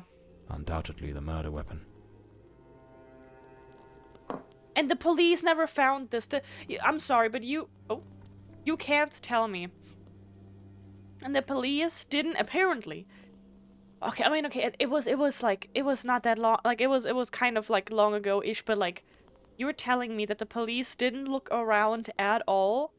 That in a matter of 20 years, this is still all here? And they just convicted random other people? It's ridiculous. It's clear that the man who killed Elodie discarded his blood-stained clothing during his escape. Despite his injuries, the killer rid himself of anything that might incriminate him before fleeing the scene. The boots, the coat, even the knife.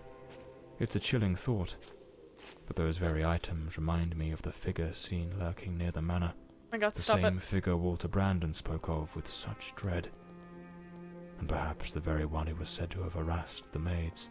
That mysterious presence was, in all likelihood, the murderer of Elodie Fordside. How many murder stories have we heard, and due to the police's negligence? Yeah, no, I know, but it never. When I think about the times where where there were not stories, but where there was like, oh, we could have caught the mass murderer 10 years early if the police would have actually given a fuck and like went 2 steps further into a room or would have looked at this and that. It's ridiculous. This ought to do the trick for that boarded up room upstairs, just by Walter Brandon's room. Remember, kids, crowbars are one-time use only because they break immediately. Okay, the green thing, like, this is still here, so there must be more. I mean, obviously not for this, because this is useless. How did this tree... Wait a minute. Eh? If this got torn out of the floor... What I'm confused how tall the tree was before it fell over. This is a little weird. Because this is still here, I think that there should be another green memory, but it didn't show me anything. And I can't go through here. So are we done in here? Or was it lagging? Oh, it's lagging a little. Why are you lagging? Interesting. Are we I'm so confused. Are we missing something? Why is it lagging in here?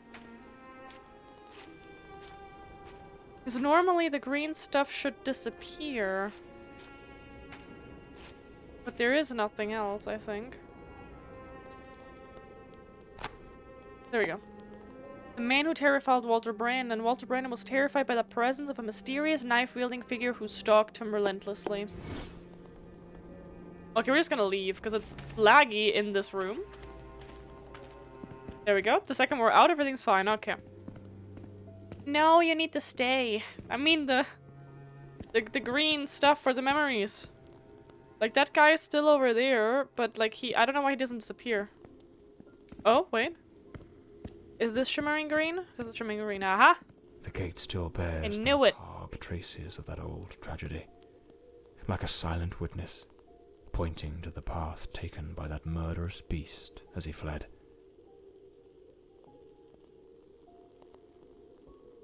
Okay, is that all? I think this is the forest where we're gonna run away from him. Oh, fuck me. Oh, fuck me, so that's gonna happen. Great. Okay, wait, he is still there. Are we missing something else?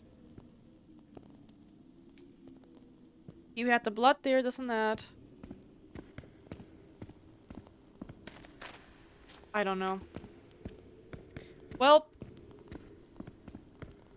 Okay, let's see. Please don't you dare.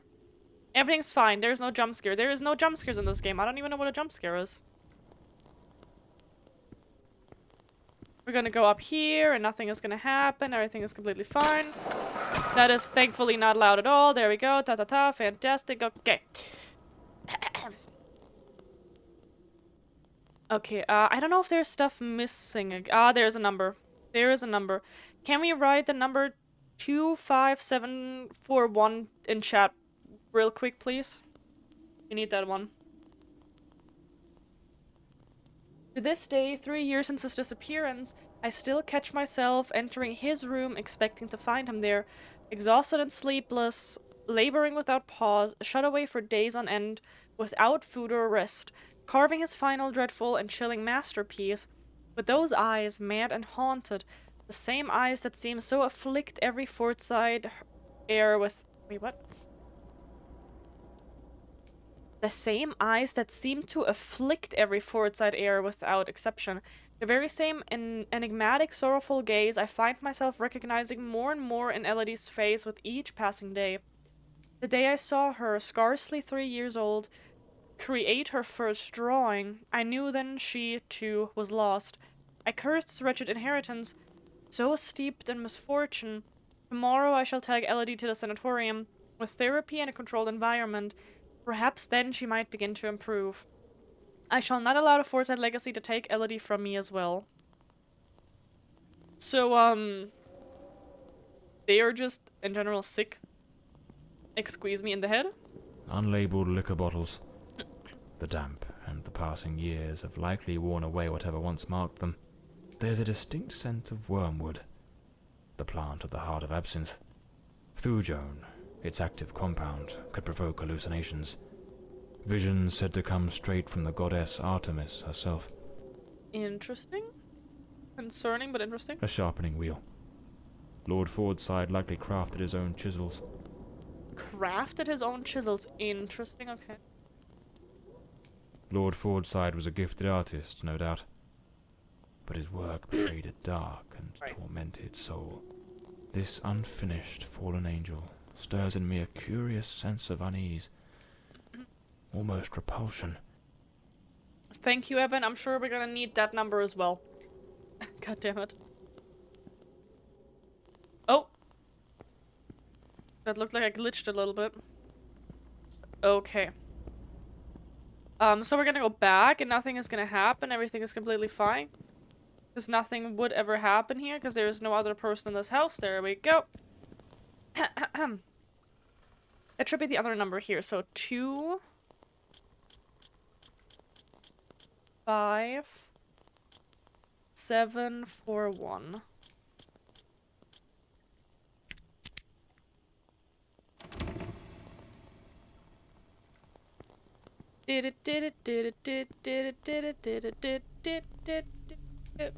Ah yeah, there's blood on here. Love that.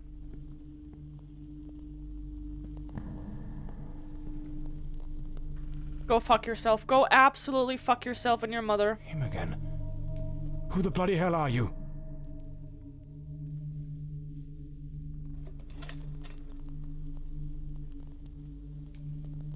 Oh boy. I don't need to be scared that he actually comes up here, right?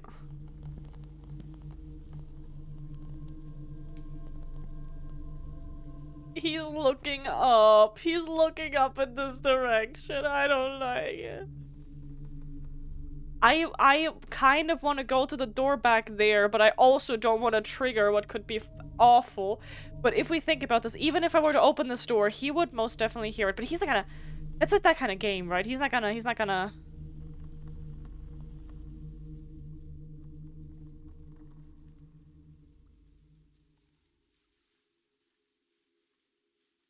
God, no, I don't know what it is about that face.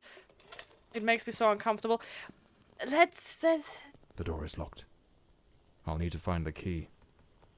Ah, yeah. So you're gonna force me to walk past him. What's the worst that could happen? What's the worst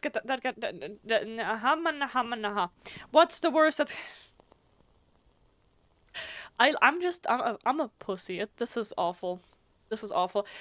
Okay, we're gonna prepare for a dumbass little jump scare. Nothing is gonna happen. He's not gonna see me. Ah, everything's fine. Everything's fine. We're not gonna look at him. Everything's fine. This room looks like it belongs There you to go. a See, woman. nothing happened. Nothing happened. Lady No. Margaret? Beautiful. The bed is made. The Countess hadn't yet gone to bed on the night of the murder. It's a very nice bed. I don't know what this is for. I would hate that, but you know. I would love if I could just close the door, by the way. Can you just... Can you close the door? Nope. Fantastic. Alright. We need a key. We need a key, we need a key, we need a key. Seems Lady Margaret was reading in the chair that evening. The book's still open. Right where she left it. It's a damn fine bottle of wine. No one in their right mind would open a vintage like this and leave it abandoned. Unless something rather urgent interrupted the evening. Lucky stars.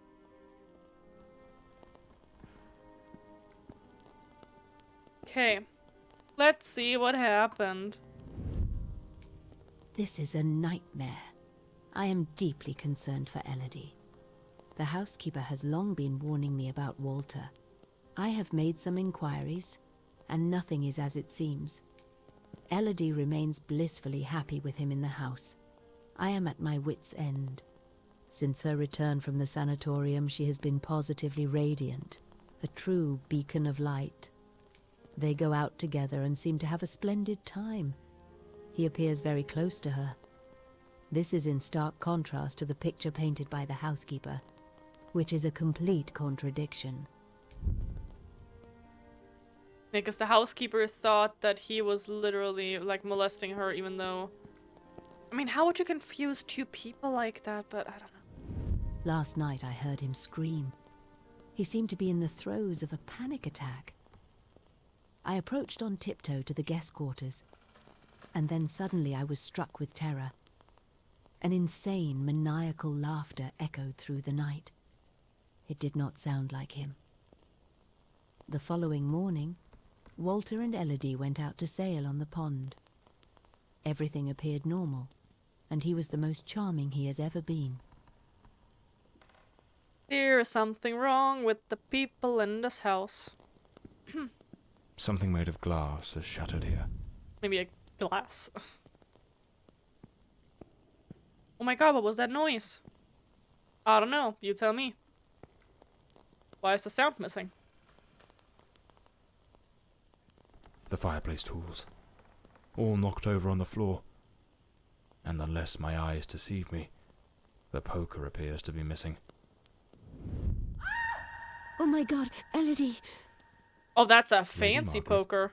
quite agitated, grabbed the fireplace poker and rushed toward Elodie's room. We're not gonna rush towards Elodie's room now, right? Oh, there we go. A key. Likely the one to Elodie's room. Okay, the one with the blood on it.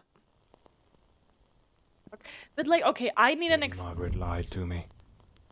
She hadn't taken any sleeping draught that night. She could have heard the attack and rushed to see what was happening. Why did she hide this from me? I forgot about. Oh my god, I The forgot. more I investigate, the more convoluted it all seems. I should head to Elodie's room to search for answers. So what you should be doing is call the police right now. Let them come here, hide up until then, and then everything's fine. I forgot about that. She said she didn't hear anything, that she was sleeping because of the sleep pills. But she literally heard her scream. Oh, for God's sake. Ah, yeah, lovely. And anything else? A mother's dilemma. Lady Margaret was worried about Elodie. She harbored doubts about Walter Brandon, but had no proof to accuse him of anything, and for the first time in years, her daughter seemed truly happy. Lady Margaret lied. Lady Margaret lied in her account. She hadn't taken any sleeping pills.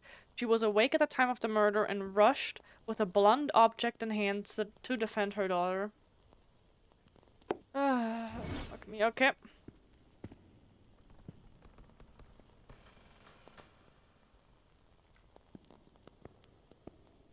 The scary man can't hurt me because the scary man isn't here.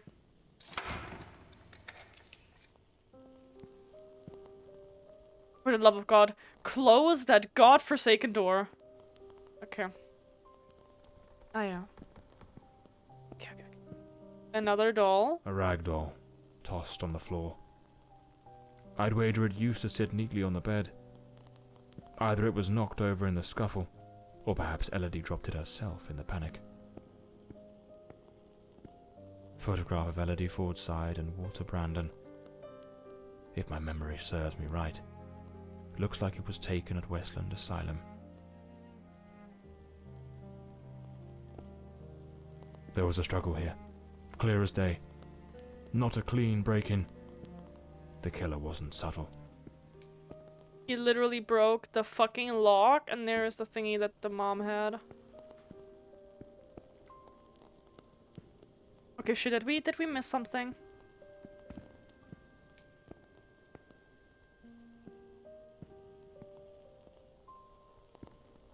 Okay, wait a minute, because like I can't interact with anything here. But there should be something. There we go. A pool of dried blood. There's no doubt now. This was the scene of the crime. Judging by the sheer brutality of the crime, we can almost certainly conclude the killer was a man of considerable build. The blood-stained coat, found alongside the greenhouse knife, suggests that the mysterious figure seen loitering nearby may, in fact, be the very same individual who committed the murder. They say the killer always returns to the scene of the crime. But 20 years have passed. Why now? Let's attempt to reconstruct the events, just as they might have unfolded that night, and try to understand precisely what happened. I'm gonna say she hired him. Oh, I don't fucking know. Okay. Ahem. A teacup on the bedside table. Elodie must have lain down that night, perhaps already drifting to sleep.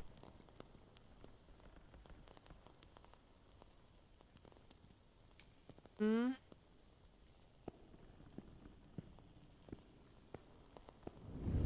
The door's lock, completely Ugh. broken, indicates someone forced their way into the room, Oh, I hate this so much. likely startling Elodie awake.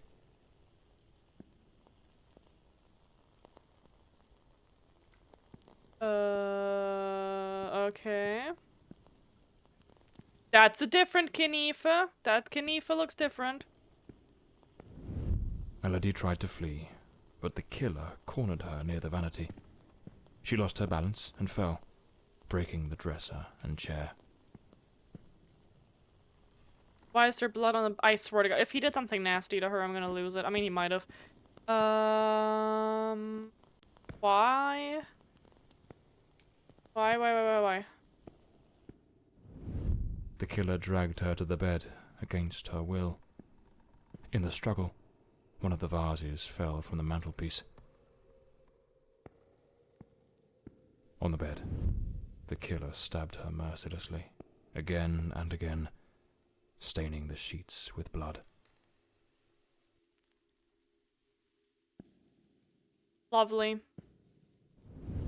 That's when Lady Margaret arrived, striking the killer with the fireplace poker, knocking him away from Elodie. Oh my God. So what you could... I mean, it's good that she did something in the first place, but she should have stabbed him with the poker. Wounded, the killer fled the scene. But it was already too late. Elodie was already dead.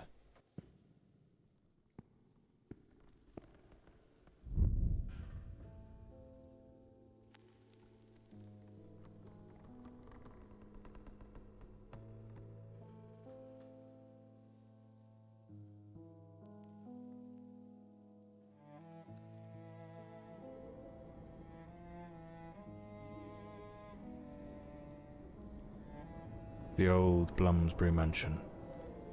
It choked Spelled my differently thoughts. again. It had that kind of sadness that seeps into your bones like old damp, and that sudden abandonment, so clear before my eyes, looked like a sinister time capsule.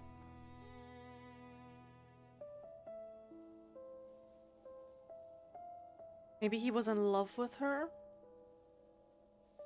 Didn't want her to...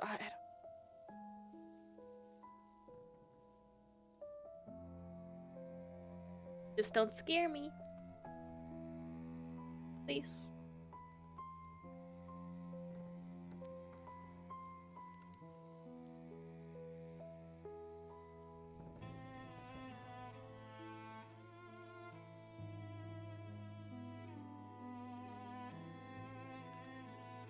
Oh, that man looks so scary. I hate it. I don't know why. One thing was certain.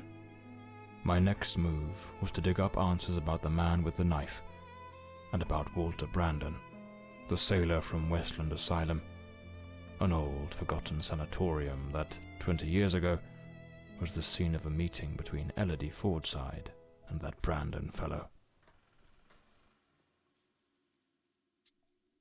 Oh my God, are we out? Are we out? Please, for the love of God. And I swear to God, I think that sanatorium is gonna be abandoned too. Oh my, I hate it here. Lament of the Forgotten.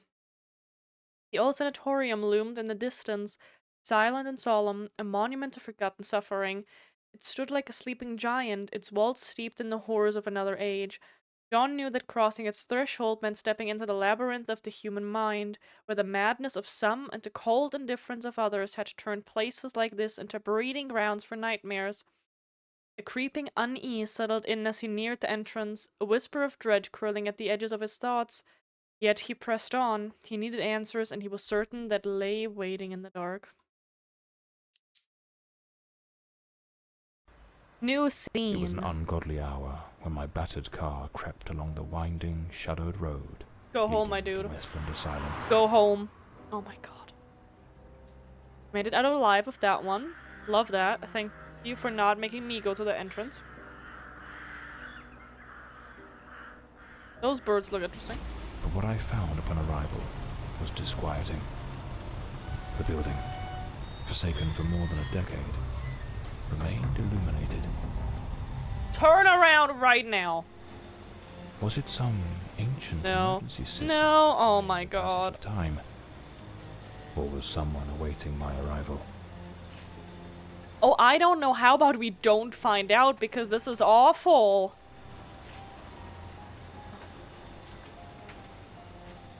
Some people just really don't have, what's it called, like, survival instincts, or common sense, or whatever the fuck you want to call whatever this is. I don't like that I can... oh God. Gilbert, I am leaving now. I have gathered all my belongings, but I see that yours are still here. I have had to return to the I have had to return the key to the front entrance, but the passageway leading to the back courtyard remains. I've covered it up a bit, but I'm sure you will remember where it is. The kitchen window was broken, and quite frankly, I don't believe anyone will come to mend it. You should be able to get in through there without any troubles. Take care. So, there's an alternative entrance. Hidden somewhere in the wall of the asylum. Oh, because the front door is locked? Whoopsie daisy. Okay, wait a minute. Okay, I can't. Oh. For one, how about... Are you shitting me? I am pressing F on my lantern. He left the lantern at the house. Oh my god, you dude. Okay, so I would assume I go here and then... The front door. Sealed shut.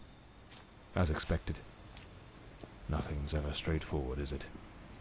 I'll have to find another way in. Okay. So, some window. Ah, there we go. Other side. Isn't that a great idea?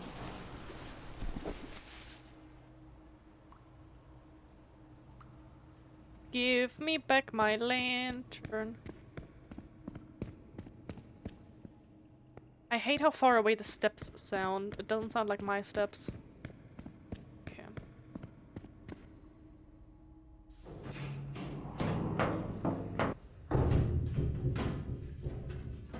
Yeah, no, I'm glad that that was so silent. It's pitch black in here. Looks like I've stumbled into what could be the kitchen. And now all the windows are not broken. You know what, whatever. I would like a lantern, but I'm pressing F and nothing is happening. Happening. Impossible. Locked as well. I hate it here.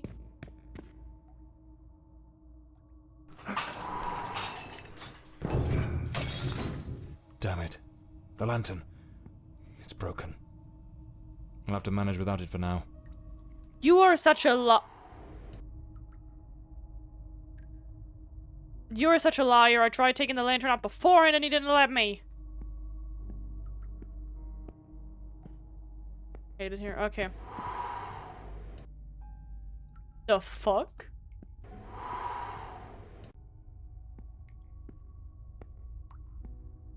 Is that supposed to be someone's breathing? I am concerned. Oh no, our lantern. It's broken. I hate it here. Why am I doing this? Well, I didn't know that that was a thing. Oh my gosh. Okay. Elodie was asleep in her room when the murderer forced the door open and took her by surprise. He was dragged to the bed and stabbed multiple times. The brutal struggle that ended in tragedy. Lady Margaret struck the assailant brutally and he fled, wounded, but it was too late. Elodie was already dead. Okay, so we're done with obviously, and then I guess the asylum here is the other and last place. Well, we'll get the rest. Drink water, you dehydrated bitch! Thank you for the hydrate. Shit, did you hear that sound? Did you hear the hydrate? I think I might have broken something. I might have broken something because I can't hear that, and I've. Oh. You heard it. Okay, well that's all that is important. God damn it. Well, thank you.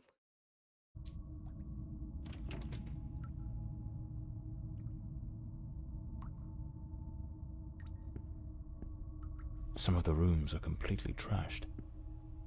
I didn't expect the asylum to be in such a state of decay. So my main problem with the asylum is that I watched like kind of here and there like those not ghost hunter videos, like videos from Sam and Colby, right? But I haven't watched anything in like a hot minute because all of a sudden it looks very fake in the new ones. I mean, like, it's a difficult topic, whatever. But they, or like in general, Most of the time, it's an asylum, it's a sanatorium, it's a state prison, this and that, yada yada. And these places are always so awful because so much horrible stuff has happened in them. So, I don't like this. A bloody handprint. Someone injured must have leaned against this wall.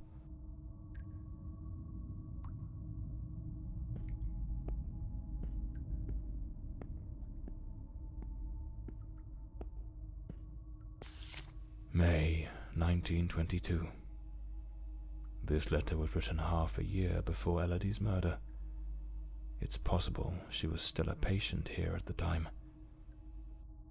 May 5th, 1922, to Mr. Mulder, director of the Westland Sanatorium.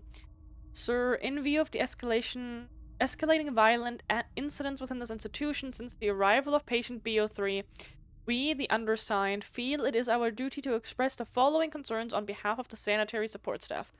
Patient BO3 requires specialized care and strict oversight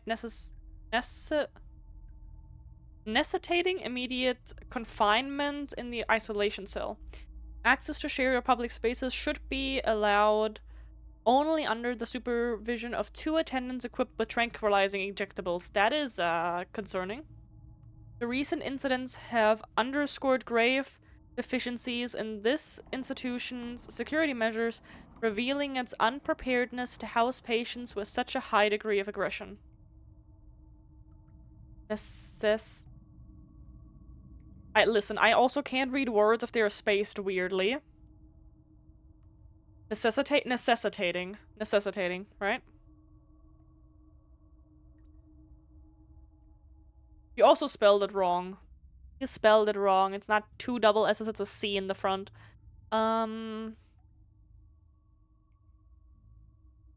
damn it, where was I?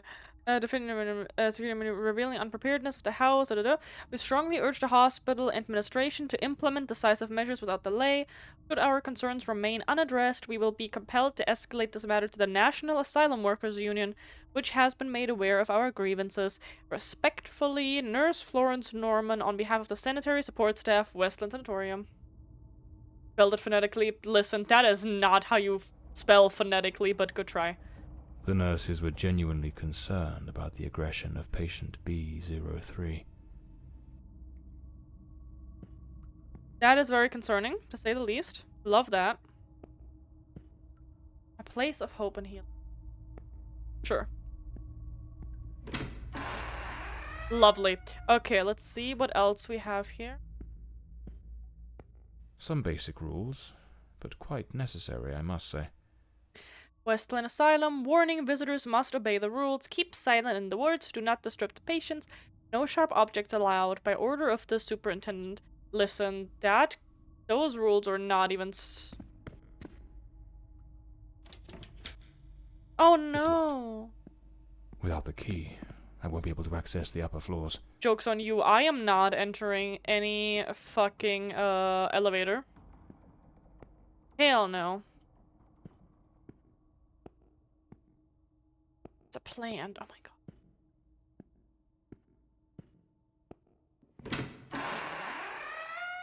Okay, 2 doors that open so far. Nothing here. Nothing here. Archive has a number lock. Okay. Evan had a different number for us. We'll see if that number works. I doubt it, but you know. Might try just... Oh, never mind. It was the other way around. I think, at least.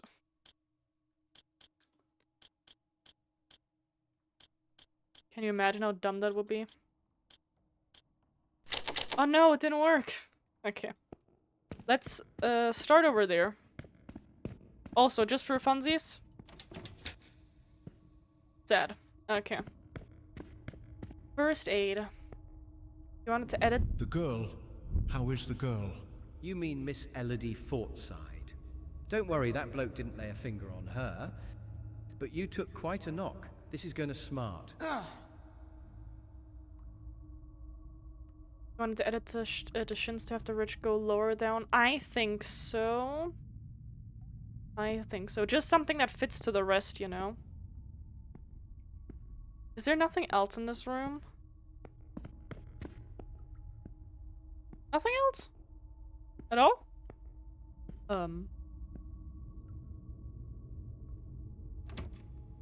Why do I suddenly have the possibility to close doors? Why can I close doors? I don't like that.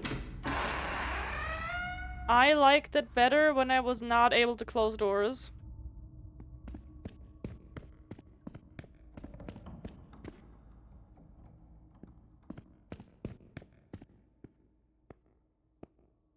I don't like it.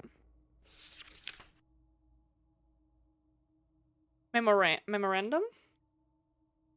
Pursuant to the established protocols and regulations of Westland Asylum, in preparation for the forthcoming annual report to the Board of Trustees, Dr. Leaner Shordenand will retain custody of the patient records for a duration of 5 days. Members of the medical staff requiring access to these records during this interval are advised to direct their inquiries to Dr. Sheridan's office between the hours of 9 a.m. and 3 p.m. Selma Crenton, Administrative Secretary. I need to find Dr. Sheridan's office. Sure. That's a lot of letters that never got mailed. Okay. Okie dokie. I don't like the opening and closing of doors. And I also don't like the creaking. This file cabinet is now empty. It probably held all the records of the inpatients.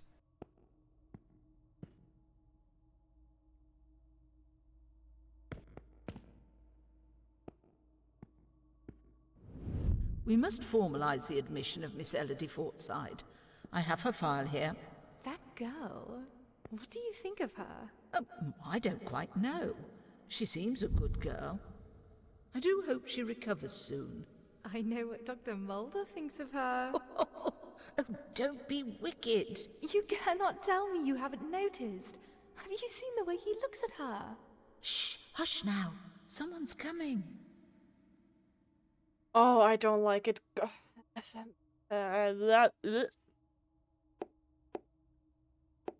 Matthew Garbury, age 54. Head of maintenance at Westland, his ability to fix any malfunction and above all his kind nature towards the patients made him a beloved and popular figure within the asylum. Traces of his presence can still be found throughout the building. It is possible that the county authorities continued to pay him a small stipend, right? To ensure his historic estate is maintained at a minimal level of preservation. Florence Norman, age 25. Fresh out of nursing school, Miss Norman found a position at this institution. Her academic record was outstanding, and the hospital's management had no hesitation in hiring her as an assistant to head nurse Selma Crenton. Florence's youth and enthusiasm contrast sharply with the strictness and rigidity of Nurse Crenton, whose protocol and rules feel suffocating to Florence. I mean, yes, I know what the word means, just because there's different forms of the word that one is difficult. Stipend? Stipend? Stipend?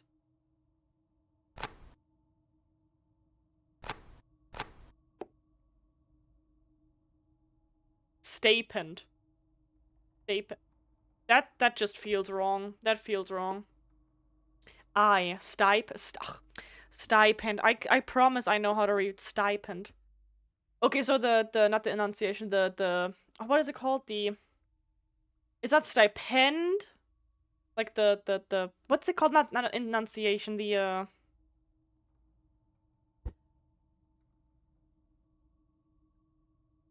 what part of the word that you like not pronounce heavier.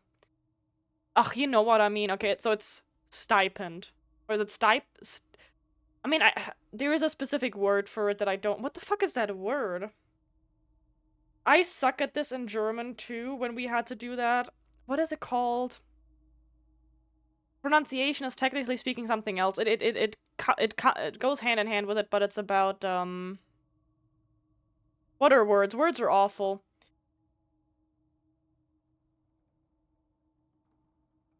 Like, depending on a word... You think enunciation? Because it's a matter of you have a word, and you can... Pronunciation is one thing.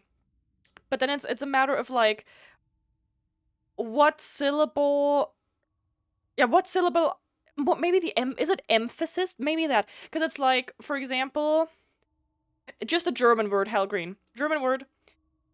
Saying umfahren, where the emphasis is on umfahren, is different than umfahren, where the emphasis is very obviously umfahren, like on fahren. I don't know, like, with normal words right now, but I think emphasis is a good word, I think. So is this stipend or stipend? You know what I mean? Like, that's what I sometimes struggle with.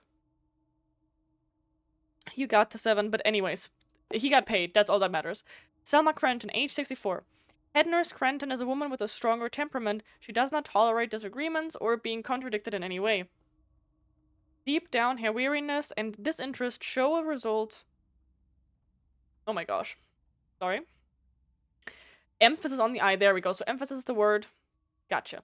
Deep down, her weariness and disinterest show a result of deep apathy after so many years trapped in a routine she cannot escape. I think this is not supposed to be here, whatever. Despite her strict rules, everyone considers her an excellent professional with many years of experience behind her. Fantastic. The connection between patient BO3 and Illity. Patient BO3 was an extremely violent subject admitted to the asylum without any form of documentation. Excuse me? According to one report, he attempted to violently approach Elodie Forsythe. Was it mere coincidence, or could it be related to the murder? It would not surprise me if it was the same person. Okay. So those two are here. There is nothing else to interact with, right? So stipend.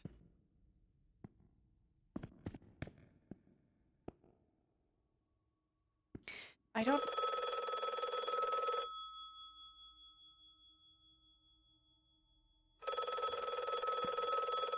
How about absolutely fucking no? Where even... Where even is it? Oh my god, I don't know where the... I don't know where... I can't... I don't know where the telephone is. Oh god, oh god. That's locked. Front desk? Oh yeah.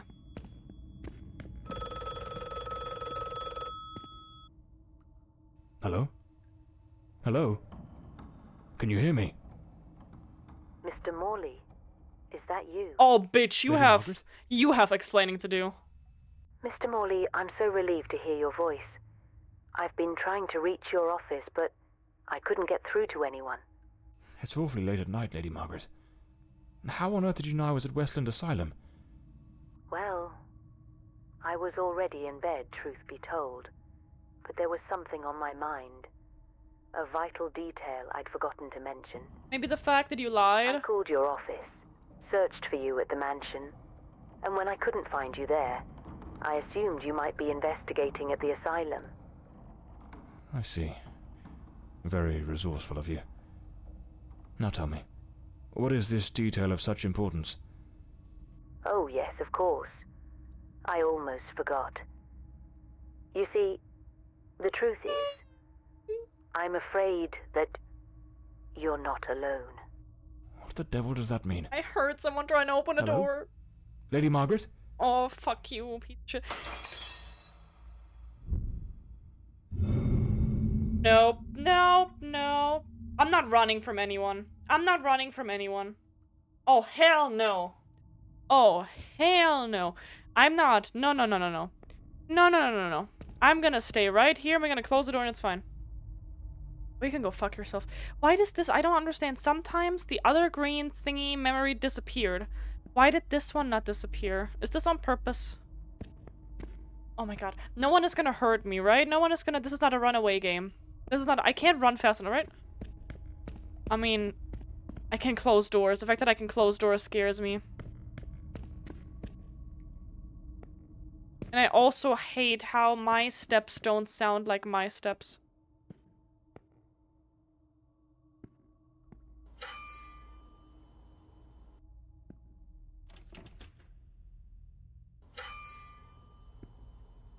Why would I do that? Okay.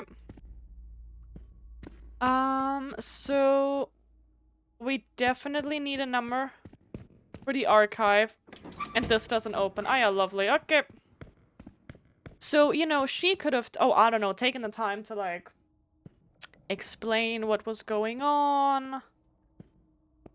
I don't There's someone have there. a lantern. Everything is fine. No one is Damn it. I've got a bad feeling about this. They said it was the last case of John Morley, so I think the chances that we just die are very, very high, because I'm sorry, but I don't think that we're gonna get the money.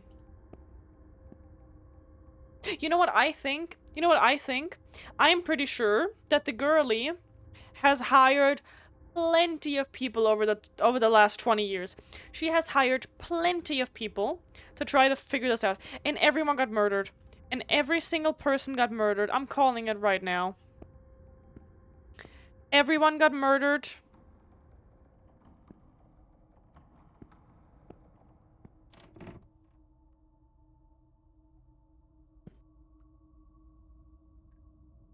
Oh, would you fucking mind? Okay, I'm sorry. I'm so sorry. I'm so angry. I hate how dark this is. Oh my god.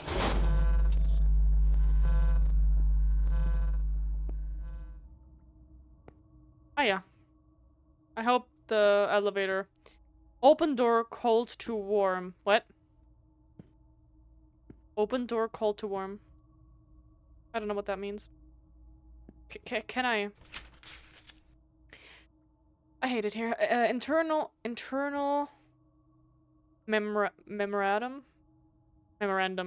Westland Asylum. Due to the increasingly precarious state of the electrical network, which, as you are all aware, is far too aged and no longer fit for safe operations, and given the impending closure of this institution, the administration has no alternative but to suspend all plans for renovation. Accordingly, and in the interest of maintaining minimal functionality, one of the primary safety switches required for the activation of the electroshock therapy room has been installed in isolation cell B04. Effective immediately, cell B04 is to be decommissioned as a holding cell and repurposed as a maintenance storage room. Staff are to refrain from replacing any patients therein and must ensure the room remains accessible to authorized personnel only. Let it be noted in all relevant logs. WA administration. Lovely. We love electroshock therapy. Okay.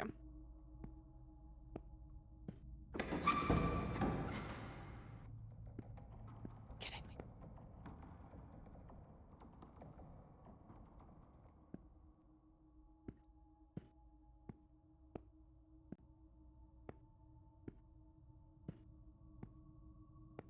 Okay, there's nothing here. I don't want to press any buttons. I fucking hate all of this. Oh my god, okay. The person, listen, okay, we're gonna be...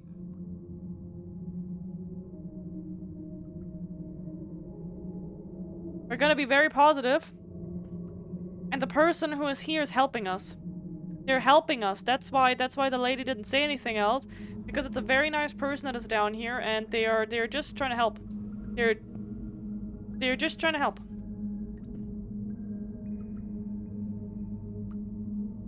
Internal report.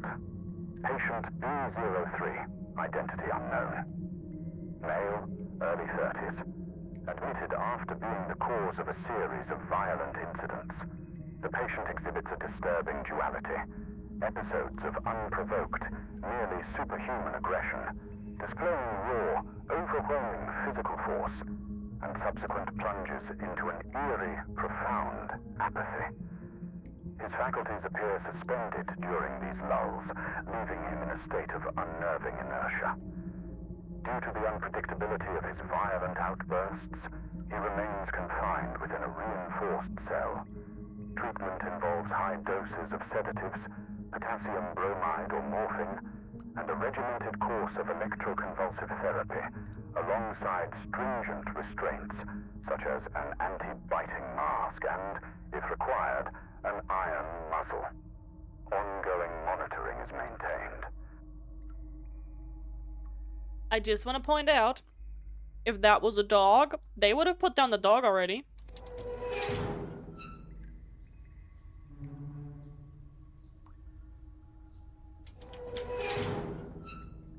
I don't like that sound.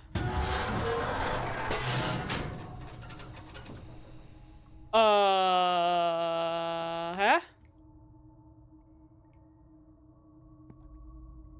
Oh, I hate all of this.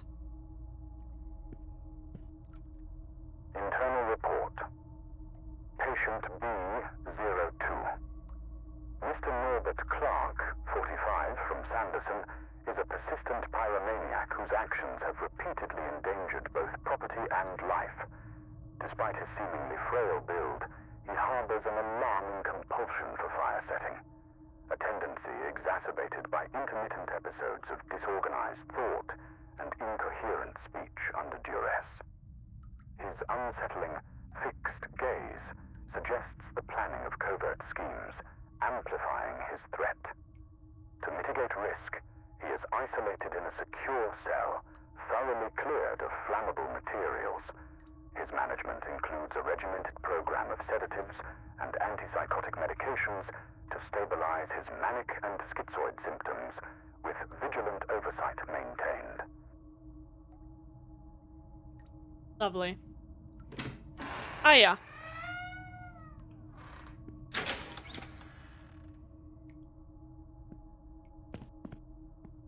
I can't interact with the last door? Okay, okay, let's go.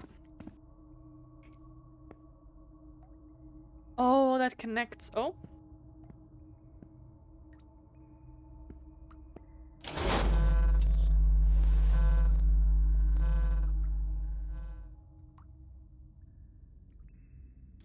I think it might have to do something with the order. This is red.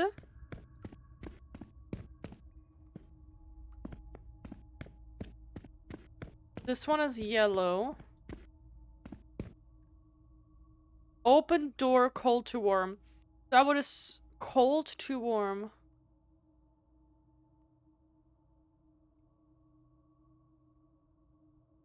I'm not gonna think too difficult about it. Would that mean we start with blue, yellow, green, and then red? Because blue is obviously cold and red is warm. But technically, isn't yellow also a warm color? Oh, we're just gonna do it in that order. So, I have red and yellow, so we just need green and blue.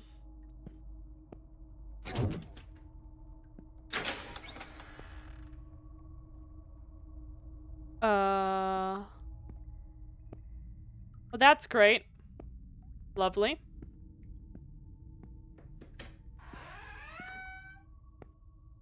Why is there blood in all of these cells? Internal report. Patient B08, Miss Beatrice Marin, female, 28, reclassified after initial misidentification. Miss Marin presents with severe self-destructive behaviors. She engages in autosarcophagy, self-cannibalism that has markedly compromised her physical integrity, and compulsively ingests her own hair. These actions, driven by deep psychological torment and overwhelming despair, leave her in a perilously fragile state. As a precaution, she is secured in a straitjacket and confined to an environment entirely devoid of any utensils or objects that might facilitate further self-harm.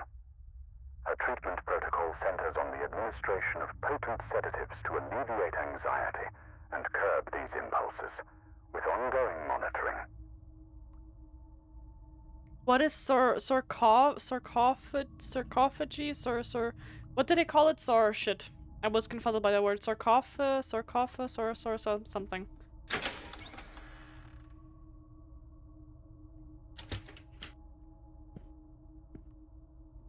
Jump scare me and we're gonna fight.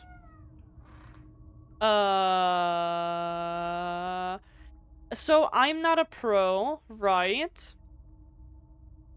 But why was there a chain and a chair in this room, which literally just screams for I'm gonna kill myself.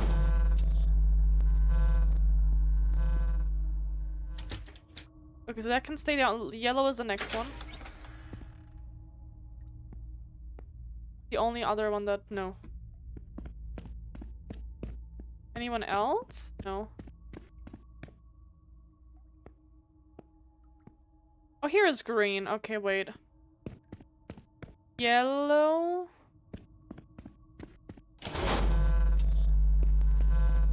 Everything is totally— I swear, they better turn the fucking light on immediately for me.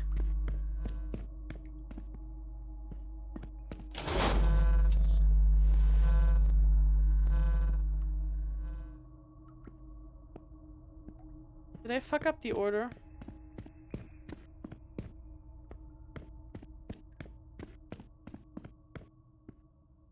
Okay, I did the exact order that it said and that was not right. So I would say open door, cold to warm. So like, are we talking blue, green, yellow, red?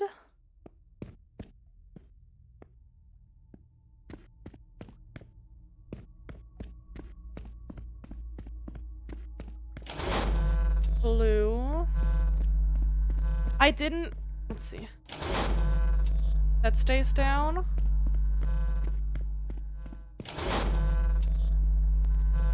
Red. I didn't pay attention if the other ones immediately stayed down, so that was my fault. Okay. Oh, hell no. Oh, hell— I didn't see where that door opened, but oh, hell no. Was that loud? I'm so sorry. Ah, yeah, it was this one. Fantastic. This is just a— This room gives chair. me the shivers. East wing.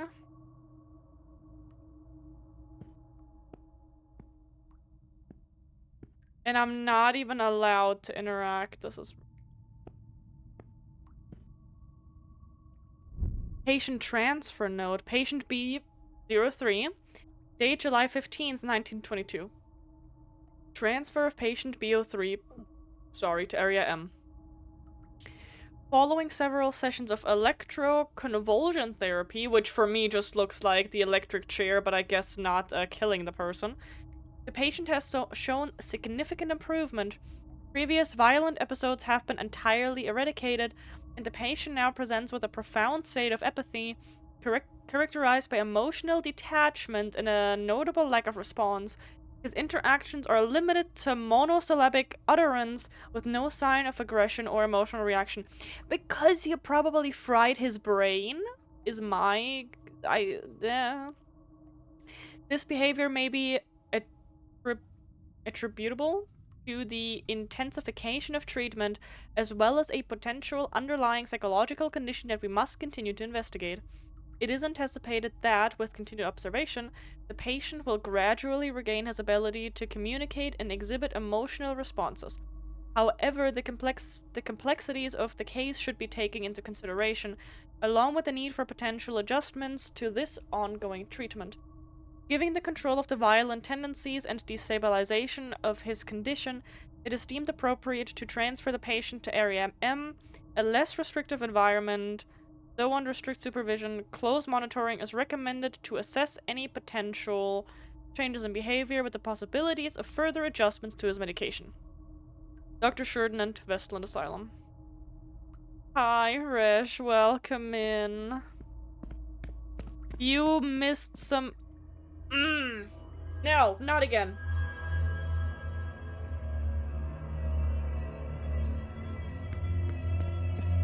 I need to hide. Quickly. What the fuck you mean hide? I think I fucked up already. I can't hear it. Could it be gone?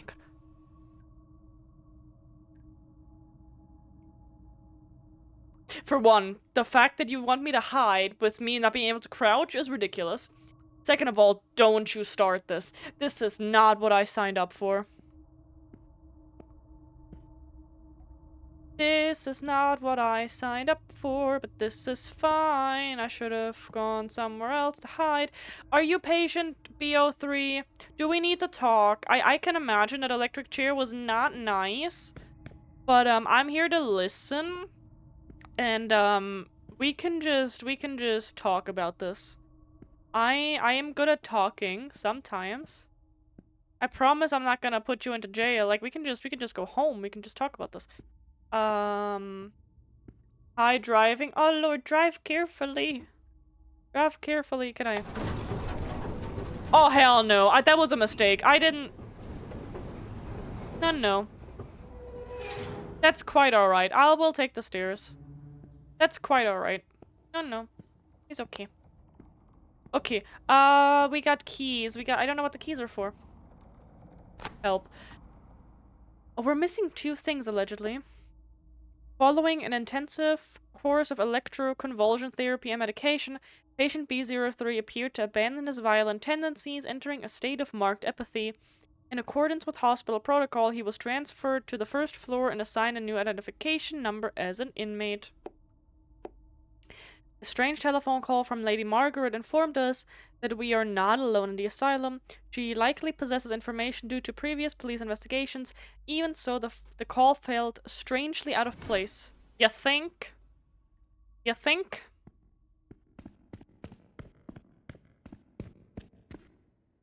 We need a number.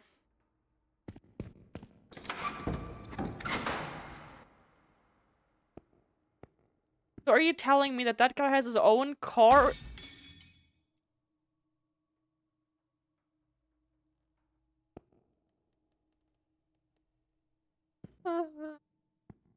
That guy has his own car, or did he walk all the way? And like, listen. I'm gonna be positive about this. If he wanted to kill us, he would have killed us already. He is just trying to communicate with us. He opened that one door for us. I think he is just very misunderstood and needs help. A maintenance uniform. Oddly well prepared. Not a speck of dust on it. Clean water, an apple, a bit of bread. The food's still fresh. A cigarette case, with a bit of tobacco still inside. Western Asylum Matthew Garbray maintenance. That was the guy that got hit in the head. Looks like someone's been coming through here. Perhaps this is what Lady Margaret meant in her call. Or was she trying to warn me about something else? No, everything's fine. Ah yeah, I'm pretty sure he opened that door for us. Lovely. Ah. We're still missing 2 things. Ah yeah. What could go wrong? I'm also not using the elevator because I am not absolutely insane. I prefer using stairs, actually.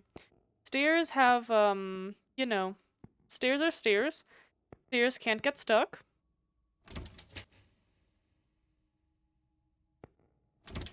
Ah yeah, you're gonna open this door for us, right? You're gonna open that door for us, right? Because you're so helpful. You're so nice and you're so helpful and, I'm gonna cry. Slightly. Mail's rooms. Oh, hell no. I haven't seen any numbers.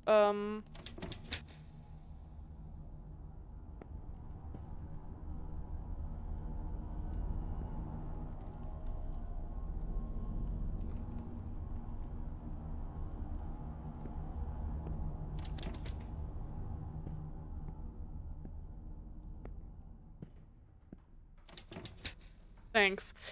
I'd rather not go through there. Looks ready to cave in at any moment. Okay, there's a lot of numbers. Like a lot of padlocks and nothing here opens. What a travesty. What a travesty. Oh my god. We would be so much faster with this if I was not such a chicken. And I don't have light. I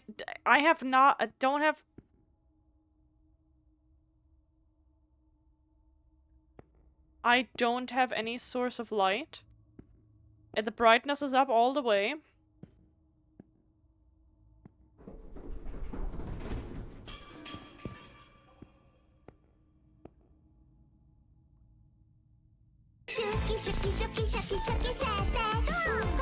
Maybe I need Evan at some point here. Oh my god. Hi, Riku. Why can I not hear my own sounds? Hi, welcome in. I'm so sorry. This is awful. Hi, everyone. We're playing a game. I thought I was playing a detectives game, but it's a scary game and I don't like it and I can't hear my own sounds and I don't know what's going on. Hi, everyone. Did the raid alert play for you guys at least? Oh my fucking god. I'm kind of glad it didn't play because I swear to god that would have scared the shit out of me. I'm not even, how are you guys doing? Hi. I need someone to hold my hand, please. I need someone to hold my hand. Just, you know what, we're just gonna hide here for a second. I did get bamboozled by the game. Because the demo was not scary at all. We started this game, one chapter kind of sort of before the demo, and we were in the forest and it was dark and I was like, ah, this is fantastic, right? And then they immediately hit me in the face with a jump scare, and I'm like, I don't like what kind of game this is all of a sudden. Then we play the portion that was in the demo. Everything's fine. And then we continue after the demo. And then all of a sudden, there's a guy with a knife that's just walking around, and like nothing has happened so far cuz like we're not actively running away from him. We can't like crouch or anything. And now we're at the second location. And he is he's also just somehow here. I don't know. And it's potentially the murderer from 20 years ago. I don't know what he's still fucking doing here. And we just had our first incident where he was coming at us, kind of, sort of. We were looking around the corner. And his face is awful. We've seen his face up close, what it allegedly looks like, and oh my god, it's gonna haunt my nightmares for a hot minute. And then he's like, hide, run and hide, and I'm like, what the fuck you mean run and hide? And he didn't actually come in, I didn't see him. So like, I don't know if this is actually a situation where we can get caught, because so far it doesn't seem like it. Because it said run and hide, and what did I do? I ran straight down the hallway and stood behind the electric chair, where I was poking out of, with like nowhere else to go. And then it was just like, oh, I think he's gone, so nothing happened. And we just keep hearing sounds. We just keep hearing sounds, and technically speaking, nothing bad has happened. The things after the first scene weren't jump scares, because, you will feel when, or it'll shift all of a sudden to, like, a little, like, a cutscene, kind of, sort of. So you can see it coming, so it's not, like, scary, but just, like, the sounds. Like, for example, now, the elevator is working again, because we did that. I don't know if this just sounded like he was coming up the elevator. And I'm like, how about, can you just sit down and can we just talk about this? But apparently he doesn't want to talk about it. So, I need someone to hold my hand. Because everything's fine. Everything's fine. It was not the elevator. Fantastic. It was something else. But that's fine. That's fine. But how are you doing? How are things? We're trying to solve a murder mystery. Dr. Sheridan's office. This is where I'll find Elodie and Walter's records. I didn't. So for one, also, we all of a sudden have the ability to close doors that we opened, which I don't like. I didn't touch the door. That door closed on itself, by itself, and that never happened. So I'm looking not forward to any of this. Wait. No, it can't be. There he is, in the photo. That's the bitch! Yes. Dr. Sheridan in the center. That's the bitch. And right next to him, it's him. The man with the knife. Step. That wild mane, that unkempt beard, it's unmistakable. But what's he doing here? And he's holding a book. I need to get to the library. Closing doors means you have something to chase. Uh-huh. Yeah, so, but like, I don't know if I'm... Like, we can't crouch. We can literally just, like, sprint a little bit, and, like, we can't crouch, we can't do anything else. So, like, that makes me feel a little bit better. Nothing of interest here. I just want to talk to him. Elodie's record. Patient at the sanatorium. But hi, how was your stream? What were you doing? Welcome in, everyone. I don't play these types of games normally, so I'm so sorry that this is your first impression of me. We normally play Genshin Impact and, like, other stuff. On on Saturday we're gonna start date everything, for example. So that's gonna be so much better than whatever this is. But your hand is clammy? Excuse the fuck out of me. What the fuck you mean my hand is clammy? How would you know? I have just recovered-ish from a flu, still have colds, no fever anymore. Oh, I'm glad that you're feeling better, but oofy, that sounds very annoying. Westland Asylum Register of Admissions and Discharges. Patient name, Miss Elodie Forsyth. Date of admission, December 14th, 1921. Dates of discharge, October 17th, 1922. Patient registration number, 2546. We might need to write numbers down again, because we have a lot of locks that we need to open, so I don't know. Is that number maybe... we need to see. I think there were a couple that only have 4 numbers. Can we write that number down? 2546. I need a piece of paper here at some point. Miss Elodie Forsyth was admitted to this asylum upon the directive of her mother, Lady Margaret Forsyth, a notable benefactress of this institution, and she's also a liar, so that's fantastic. The patient exhibits a persistently low mood, a tendency towards social withdrawal, and a... goddammit. And... I can't read. And... recurrently negative thoughts. Reoccurring negative thoughts, whatever the fuck. Lady Forsyth expressed concern over the risk of the patient engaging in self-harming behavior. Preliminary observations. During the initial evaluation, the patient displayed a withdrawn posture, delayed responses, and consistent avoidance of eye contact. She reported feeling trapped in a constant state of oppression and described a persistent sense of unease, though she refrained from providing further details.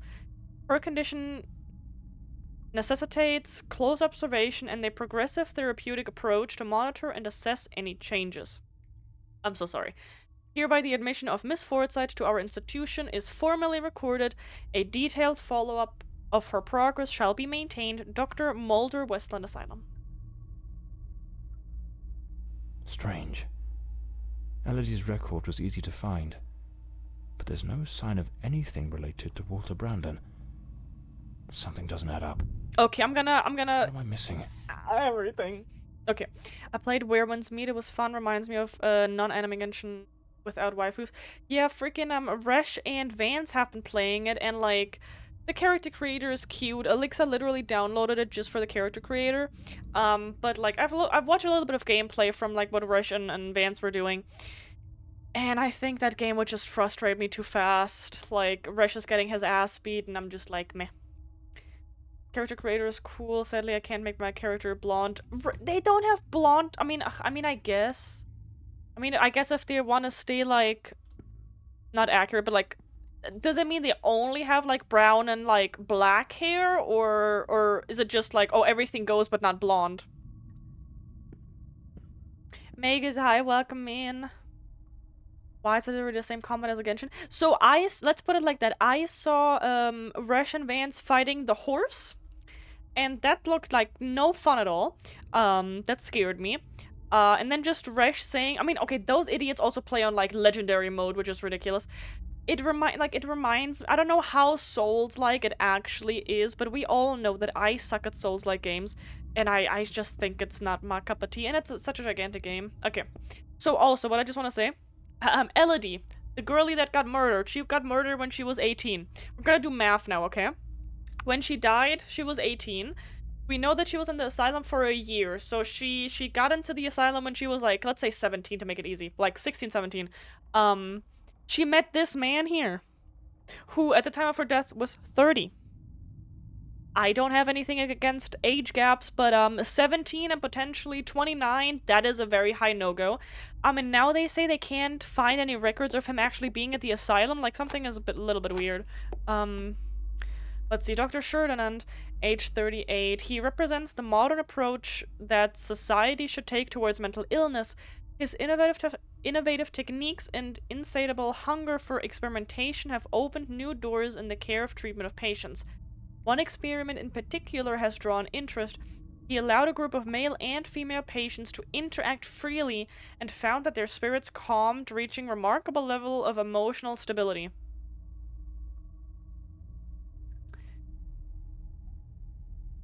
they are on co-op and high difficulty. I play on story. Oh, I would most definitely also play, I would play on the lowest fucking difficulty possible, which should probably be story mode. But yeah, cause like, why would I torture myself on legendary mode? That just sounds like a not bonita time, but yeah, no, fair. And Resh was getting his ass beat in solo mode a lot as well, but you know, legendary. Oh, and at the beginning it makes you choose between ARPG mode, Souls-like, or MMORPG mode. Oh, okay, okay, that could also help a little bit. Okay, I see, I see. We're missing one character. I love that we have the knife man, but like not what the actual guy looks like so far. Okay, and then we got two more. Absence of records for Walter Brandon, so the 30-year-old pervert.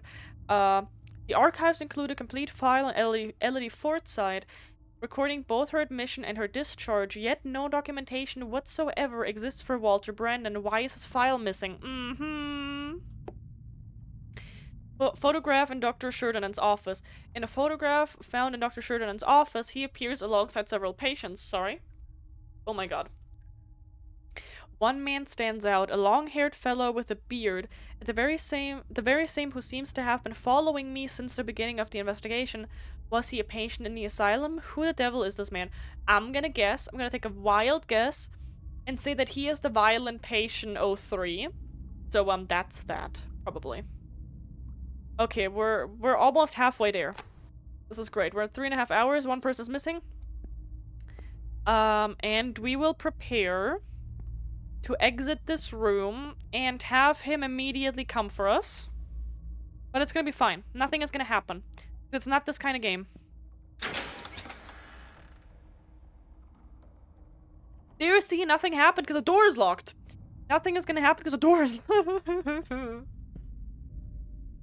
Well, I guess we're just gonna die in here. Can I open a window?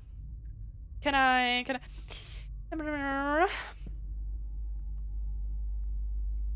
It's free to play anyway, give it a shot. That's fair. You think I would play that if it was torture? You know, I'm a Souls hater. Yeah, no, honestly. You know, my main thing was just because the game is so gigantic, but I was able to make space for it.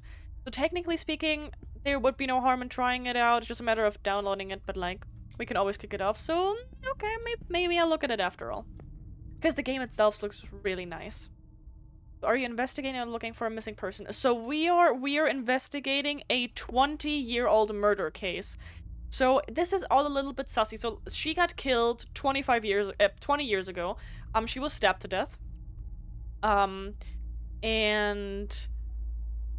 the mom came to us offering us a total of £60,000, so British monies, to solve the case. And she lied to us about very important details, and now she called us telling us we're not alone here. So something is very sussy. I don't know what's going on, but like, yeah, we're trying to figure out who murdered her and why. And so far it looks like the knife man who keeps following us. But yeah. I also like the gacha mechanic. It's just for cosmetics. My brother plays it too. That guy hates Genshin and Souls. Oh lord. Okay, I need to see the ads are running right now, so I don't know if you were able to hear what I said.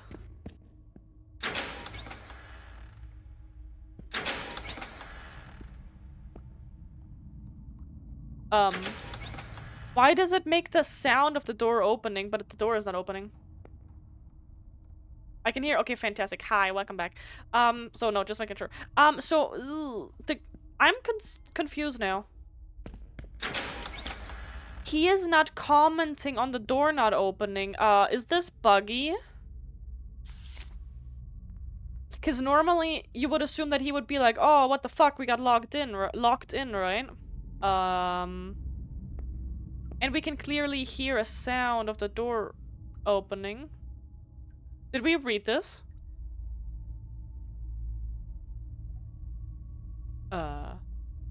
Did we read this? I'm sorry. Did we read this? I don't think we did. What was that noise? Sounds like something just came crashing down.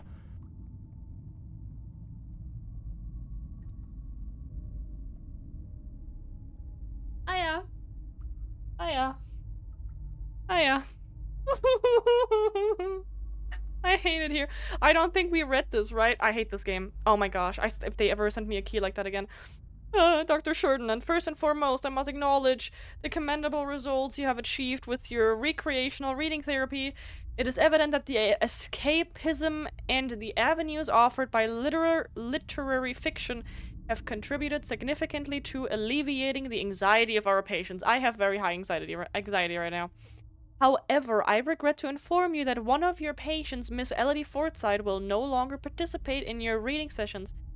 Given that she is a daughter of the esteemed Miss Margaret Forsythe, I deem it unsuitable for her to associate with certain individuals whose questionable moral standings may have an adverse effect on the delicate mind of the young lady. It is best that she be kept apart from such influences. Therefore, I am I'm relieving you of any responsibility for her care, and I shall take over the management of Miss Elodie Forsythe's treatment from this day forward. I have already communicated with this decision with her mother, Lady Margaret. I trust you will understand the necessity of this change. Dr. Friedrich Mulder, a managing director, Westland Asylum. Why is it always a German guy?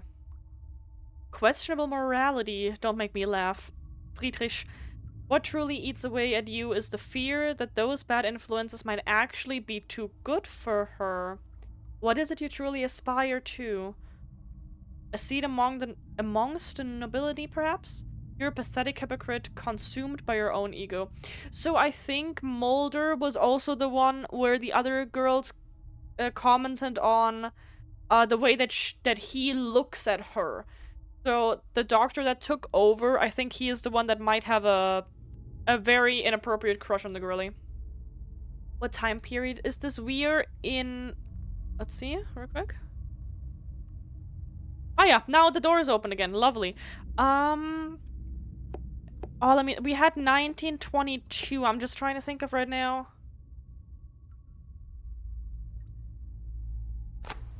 Are we currently in 1948? I think we might be currently around 1948, and I think the happenings were in 1922. I think. Because we've seen these years kind of often now. Is it gonna tell us the... So, wait, never mind. Yeah, no, definitely, because here... Wait. Excuse me? Here. Okay, so, let's see. 1922...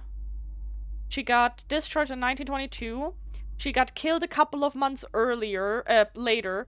So I don't know if that is still 22 or 23. So let's say that was 1923. So we would be currently 20 years later and about-ish 1943-44. About-ish, I think, if the math is mathing. So, yes. Interesting. Okay, hi, the door is open again. There was a lot of crashing sounds. What did you break? What did you break? Nothing fantastic, okay. Oh my god. Okay, so we wrote one number down that is Elodie's patient number. There was a lot of locks. There was a lot of locks that we still need to open. Oh, that's what happened. Ah yeah, lovely. So, we need to see how the hell. So around the war. Yeah, no fair. Yes. Oh, fuck me. I hate it here. Oh, why are you doing this to me? God damn it, this is not supposed to be this kind of game. Oh, fuck you're all... I need to turn... Let's turn the volume down on my end. Because I will have a heart attack. We haven't done the hate in a while, thank you. Jump scare me again and I'm gonna beat you, I swear. No. What are you doing? Oh my god, why would you climb up there? Stop that. Stop that right now.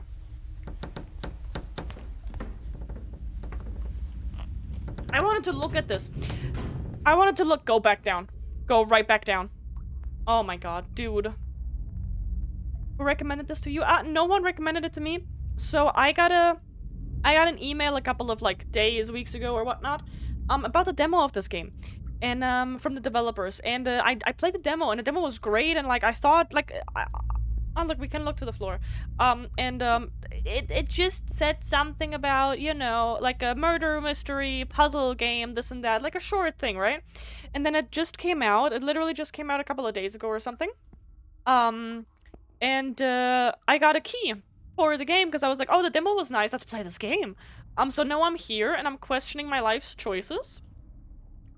And questioning if I just didn't see the big-ass tag that said, hi, this is Hordes, is gonna jump scare the shit out of you.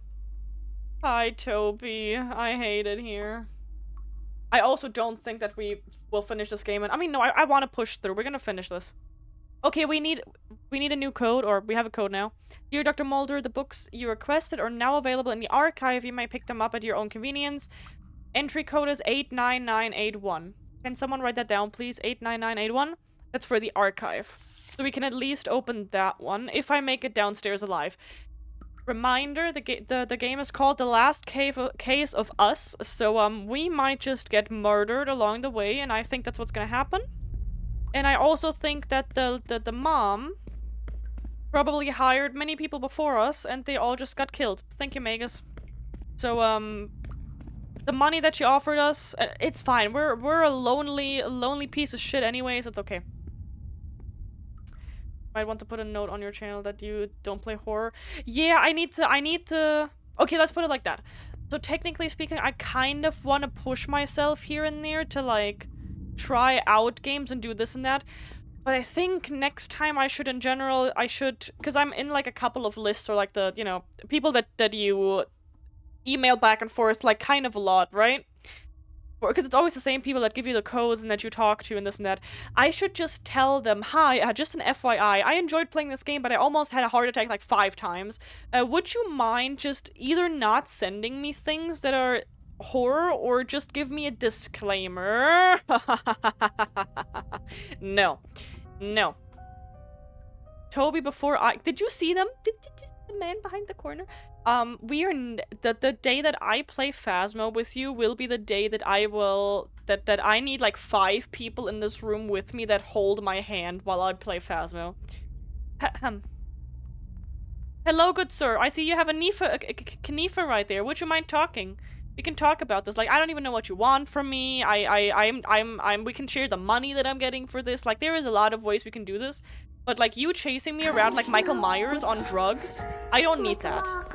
And thank you for the follow, Woody. I don't know why I'm not hearing any of my sounds. I don't know. Kanifa, exactly. I don't like it here. A disclaimer would be great. Oh yeah, totally. It's like, hi. I forgot the person that sent me this key, but like, hi, Ben, whatever. Next time, please don't. If you come running at me, you scared me enough with so many, like, with the way your face looks, and with, like, the sounds you're making, just fuck off, please. Thank you. Thank you. Is there anything in this room? That's moving kind of weird. Ah, yeah. Anyways, I'm doing fantastic. How are you guys doing? Jump scare her? Stop that. I can't hear any sounds anyways. I can't be jump scared.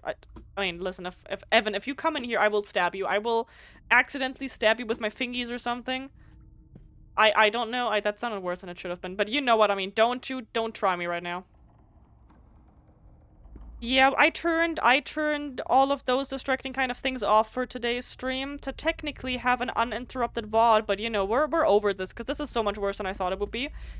So I'm glad that I did, because now no one can try and jump scare me with Blurp. Because I can't hear anything anyways. My sounds are not working, even though I redid them like I don't know how many times. I broke something again, which is completely fine. So you don't want to climb back down, I would assume. You don't. Fantastic. I'm not even gonna try opening your dumb door back there, so, ah, yeah. And this is also great that it ends like this. Okay. Someone who has her number, give her a call. My joke's on you. My phone is here and on silent. I'm not gonna hear anything. This is great. Anyways, hi. So, Michael Myers on crack or Michael Myers on a budget? Fuck. I don't know why I went up there. I don't know why I went up there. This is fine. Can we sing a song together or something? Can we, like...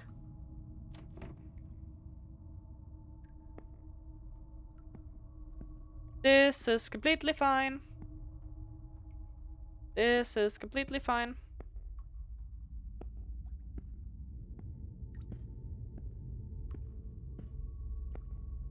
Have we been? That's where we came from. That's where we came from. Fantastic. Okay. Okay. We're gonna go to the archive. I still see the number for the archive, which is fantastic. Hi, hi, hi. Welcome in, welcome in. I'm gonna call the bitch back, by the way, because the fuck you leave me alone here. This is fine. This is fine. And I swear to God, the second that you force me to go into the elevator, I will lose my marbles. Okay, what was it? 89981. I hate it here. 8, 9. I should have wrong direction. Whatever, it's fine. 8.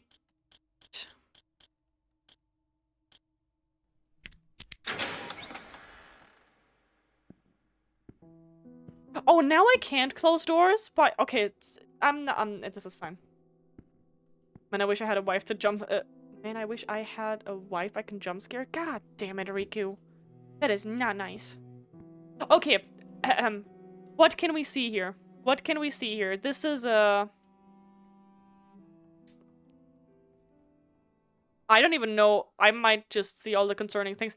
This kind of looks like a very not so nice mask with like someone like looking very angry with like ears and whatnot there and like kind of sort of sticking their tongue out.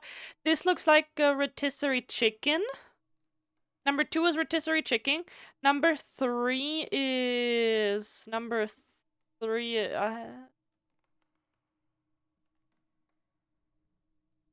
I'm not sure what number 3 is. Number 3, it looks a little fluffy. Open your mind. I don't know what number 3 is. Next. Number 4 is just a normal, not a butterfly, but like a little flying object thingamabob. Number 5 is a weird looking is it a face? It's a weird looking... I just see a face.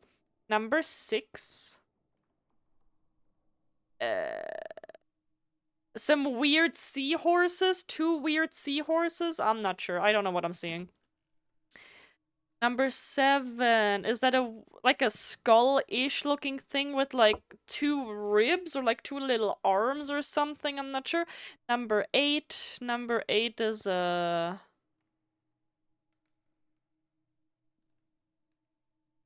I mean, kind of sort of a face, but like a very weird one. I'm not sure. What does this say about me?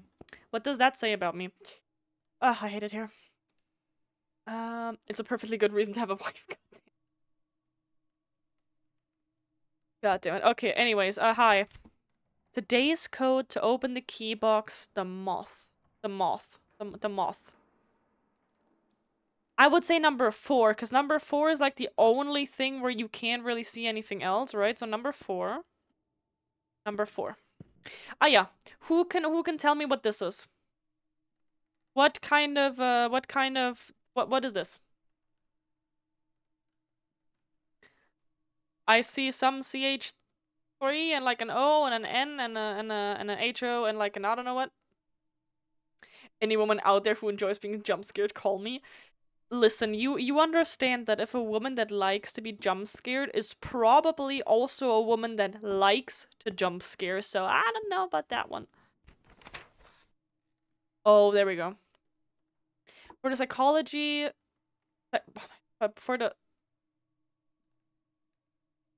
the psychology test, using the Rorschach ink blood test, I don't fucking know, we will use the following code to name the plates.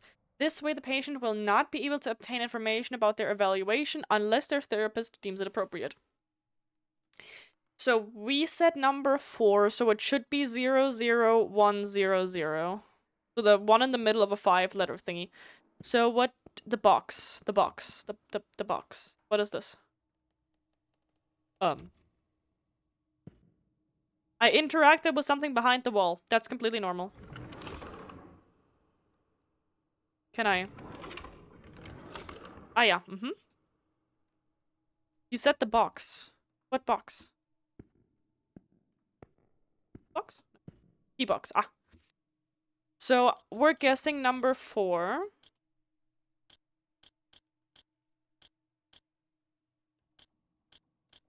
It's alright, we can have a heart attack together. Oh my god.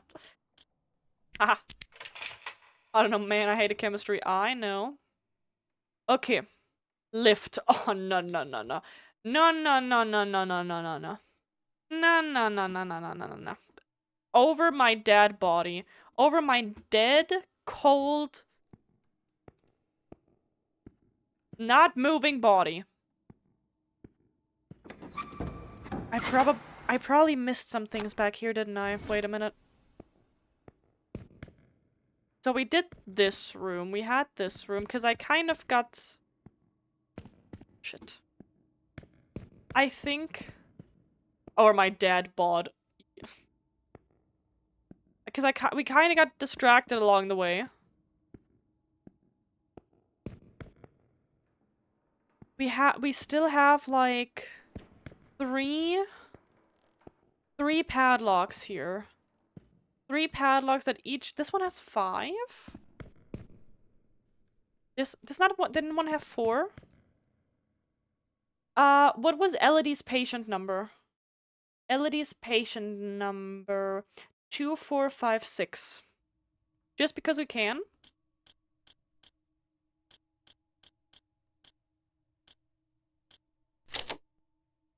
Never mind, one is missing. Never mind, one is missing. Oh, I didn't see that. That would have been cool. Okay, so we need to find a thingy for the last one. This is pitch black. I'm not touching this. That was that room. That was the room that scared me to death. That's where we climbed up.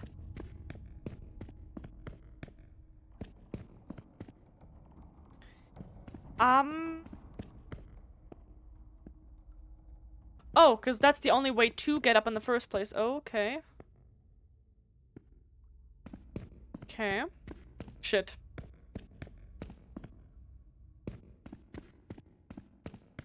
Okay. So what if I go up here?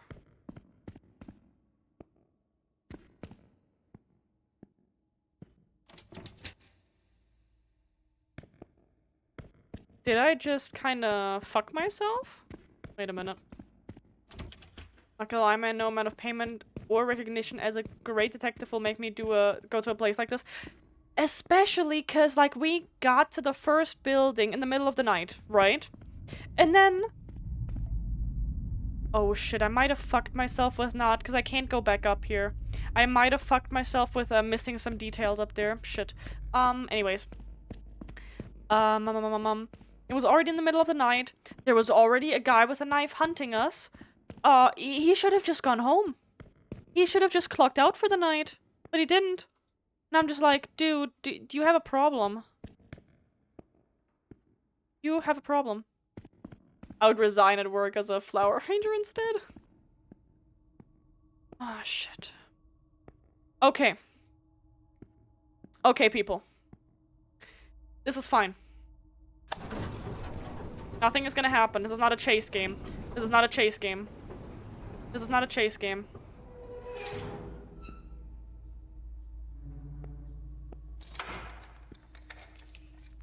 I hate myself. I will close my eyes and you guys will tell me when we're there, okay? Fantastic. I don't fucking know where you want me to go. I really don't.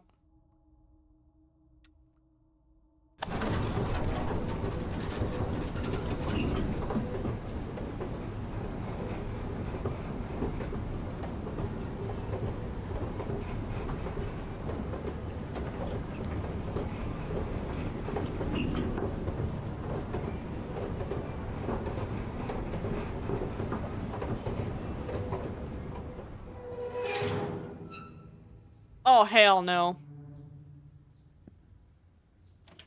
Oh no, what a bummer. Okay, bye.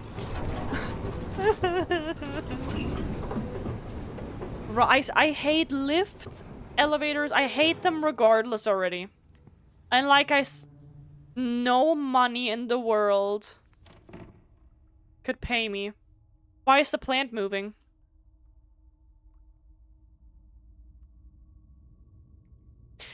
I think this is the hallway where he was standing in.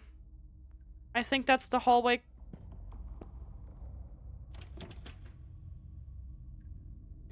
This is completely fine, because this is not this kind of game. There is no way he's gonna chase us, and I'm definitely not hearing sounds in my ear, and everything is fine, and this is not sussy, and this is gonna be our last case because we're gonna retire after this. This is not gonna be our last case because we get killed after this. I'm stalling. I'm so sorry that I'm stalling so much. I also don't like when doors are just open, because normally those doors... And I love that we don't have a light. Trust me, I've seen worse. Fantastic. That's the man from our nightmares. Love that. I'm not gonna turn around. This is fine. Yeah. So, beautiful. No comment? Don't want to comment or anything? No, that's great. That's great. Lovely. Gonna turn the sound down. 1, 2, 3. Lovely. See, nothing happened. Nothing happened. Lovely. So, we don't have a lantern. I would love to make light, but we can't. So, who drew these pictures? Because they don't look like the art style of Elodie. This is completely fine. Speaking of cages, earlier in-game I joined an event where I threw veggies and eggs on a player who was in a cage parted across the village because he committed a crime. Oh my god. That's awful. That's awful. I love things loading in. Like, can you see, like, all the, like, things loading in late, this and that, yada yada? Look at that. What is that? We've had so much trouble with this game regardless already. We're playing at 30 FPS, God forbid. I would... God damn it. And I swear to God, if we missed numbers anywhere, I will...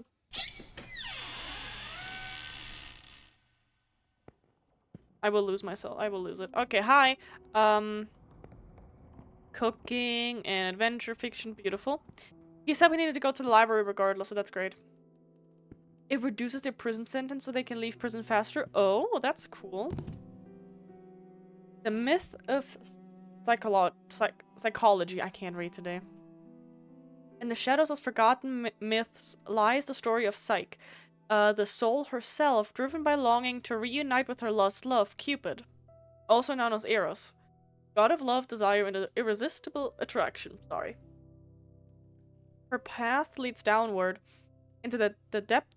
Why can I not say the word depth? I've just unlearned this word. The depth. Why can I not say the depths of the underworld? I just don't know how to do it anymore. God damn it.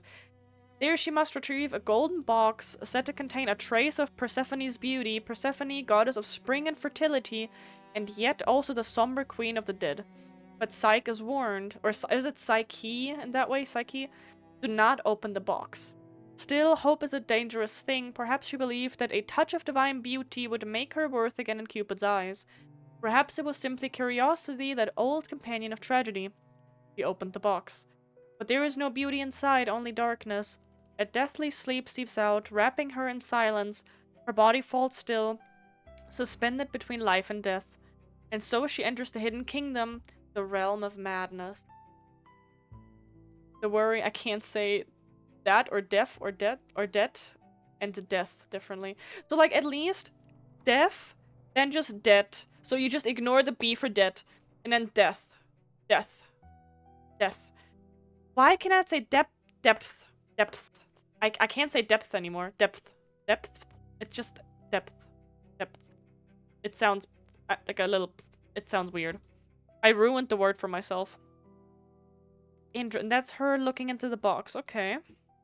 Yeah. Very nice, very nice. Hi. Biographies. Beautiful, beautiful. Anything else? Of course. Oh my gosh. Internal note of patient organization and cataloging. For the swift and proper cataloging of patients, a system of labeling is employed in which each patient is assigned a number corresponding to the room they occupy. The passcode to access each patient's cell is the discharge number assigned upon admission. This number must be consulted in the admissions register or in the individual patient record. Should a patient be transferred to another location within the institution, their cataloging will be amended according to the new room to which they are assigned. Patients classified as dangerous, whether to themselves or to others, are housed in the basement in specifically adapted cells designed to ensure their isolation and safety. This area is designated as Area B. The ground floor contains the common areas of the establishment, such as the kitchen, the dining hall, administrative office, where matters relating to paperwork are handled. A small first aid room and the archive containing all records and documents pertaining to staff and inmates are also located here. The doctor's offices are situated on the second floor, which is the designated area for medical care. However, an exception is made for the office of Dr. Mulder, the director of the sanatorium, who occupies the third floor. On the second floor, one will find also the rooms of the male patients, Area M, and female patients, Area F. It is important to note that the attic, which was previously used as a recreation room and for therapeutic activities, has been permanently closed due to its unsuitable and unsafe structural condition.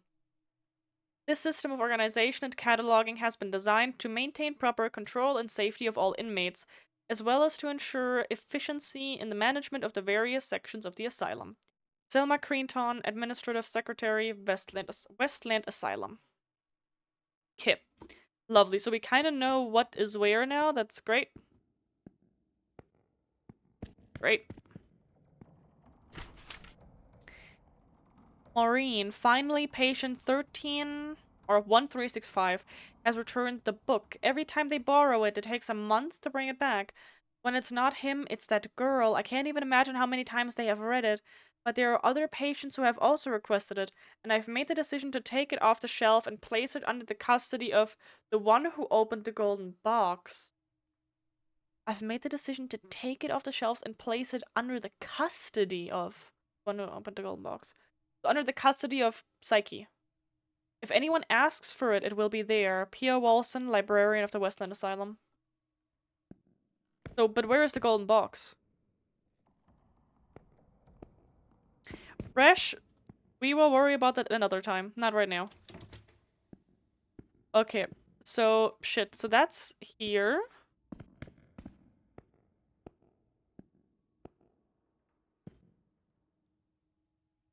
I don't know where I am.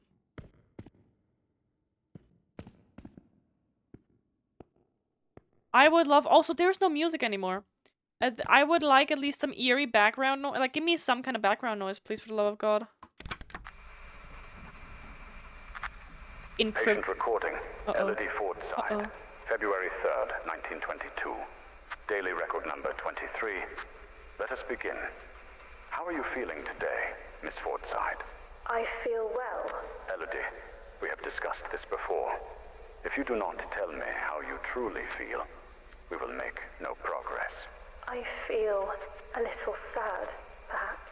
I am alone here. I miss my mother and having company. So much time with nothing to do makes me think of things I do not wish to think of. I see. Listen, Elodie. Way too close. I believe you are looking at this the wrong way. Get that knee out of there. Dwelling Get on that what knee you out of there. call dark thoughts, you were to focus on possibilities. Your outlook would change entirely. A young, beautiful woman such as yourself should look to the future with excitement. Think of all the adventures that lie ahead. Your family, your career as a painter. Perhaps even finding a man. A man of good standing. One who could protect you from your demons. A man? Tell me, Elodie, is there no man who stirs your heart? What in God's name do you think you're doing? Miss Fordside, you may go. We shall continue later. Very well. Nasty. Have you lost your mind? You're nasty. Where is your professionalism? Do not presume to judge my methods with your oh-so-righteous reading therapy. Methods? The entire hospital is whispering about you. She is a patient, Dr. Mulder. And... She is mentally unwell. And she's underage, you pedophile. My affairs, and I shall stay out of yours. Or have you forgotten which one of us is the director of this institution? Do as you please, but if I ever witness such a scene again, I will not remain silent. Literally, she was underage at that point. Oh, up. She was underage, probably, very much so. He requested to have her moved, or he literally just grabbed her as his patient instead of the other guy, who just walked in and was like, what the fuck? I'm sorry, did you see where that knee was? He pressed that fucking knee between her knees. I'm gonna throw up immediately. Dr. Mulder, go fuck yourself. Dr. Mulder represents the other face of psychiatric medicine, arrogant and in German it's vehement. Where is the what did we say? Where's the emphasis? What's the emphasis on? I don't even know. Vehement? Vehement? What is this word? He exudes an air of contempt and underestimation towards patients. A firm supporter of shock therapy and violence, he harbors strong aversion to Dr. Sheridan's innovative treatments and actively hinders his experiments whenever possible. Recently, he has shown an unusual interest in a patient named Elodie, even going so far as to remove her from Dr. Sheridan's care, under whom she had been showing significant improvement. Vehement. Vehement? Vehement. Okay, so I had it right. Vehement. Feels kind of weird. Vehement? Vehement. I'm very bad at seeing or at hearing the emphasis in German. I sucked at that in school. Vehement. Vehement. Vehement. Vehement. I think the emphasis is the same as in German. I'm not sure. Okay, anyways. This one is new, I think. Rumors surrounding Dr. Mulder. The nursing staff has spoken in hushed tones about the manner in which Dr. Mulder looks at Elodie Forsythe. It is said he had made effort to conceal his attraction, or perhaps something deeper. What? Listen, I didn't like the 30-year-old boyfriend. Why do you think I would like a 42-year-old creep? Hell no. Hell to the no. Okay, wait a minute. So that's this room. Nothing is gonna happen. Everything's gonna be fine. Did someone... We need a number. Oopsie. Did I miss a number somewhere? Fuck. We need the number to his office. We need the number to his office. Shit. Shit.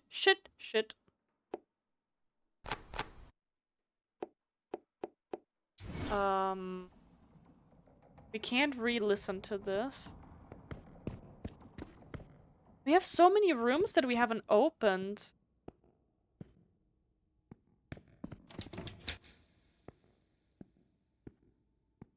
It wasn't in here either. There was no number on this. That's a patient number, but it's also only 4 letters. 4 numbers. We need 5 numbers. No numbers on here. Oh.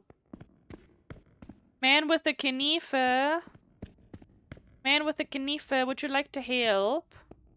I would like your help right now. This. I am a little stumped right now. I think we missed a number somewhere, which is not good. I hated my time as a staff in the asylum. The creeps there feel like they're unstoppable because they can just claim insanity. Some patients won't control. An asylum is such a sad and mad place at the same time. And like, we've heard it before, people that get admitted to an asylum that shouldn't be there will actually obviously go insane because they're just surrounded by insane people and they have medicine pumped into them. And then the people that are actually there for a good reason. Like, we had the one guy in here that had a lot of violent... Like, that was very violent. I'm very certain they just fried his brain. They literally said they were doing electroshock therapy. And then they said all of a sudden, oh, he's not talking properly anymore and he's not really responding. Oh, I wonder fucking why. I don't know where to go right now. Shit. What is the girl's birthday? I have no idea. I don't think that we know. I don't think the game told us. Why are you asking? I don't know where to... So this is also the guy that, you know, that was going for us. They said the registration number is somehow connected to, like, the freaking, what's it called? To the doors somehow, but...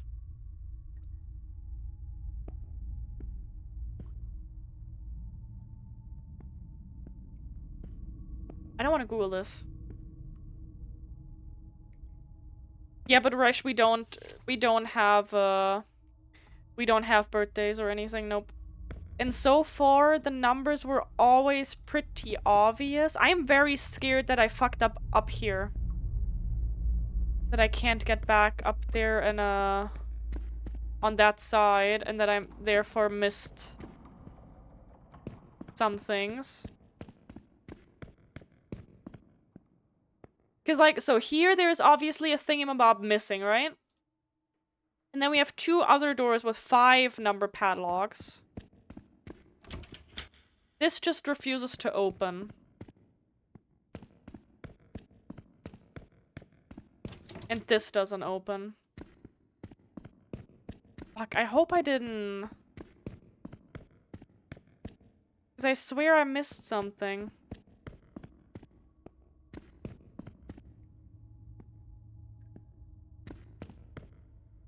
Can't go that way.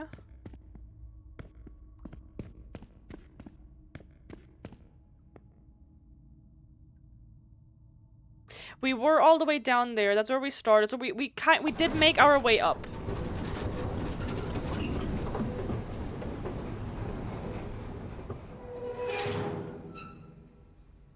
If anything, we might have to Google if we can. Because there is a possibility that I fucked something up and we missed.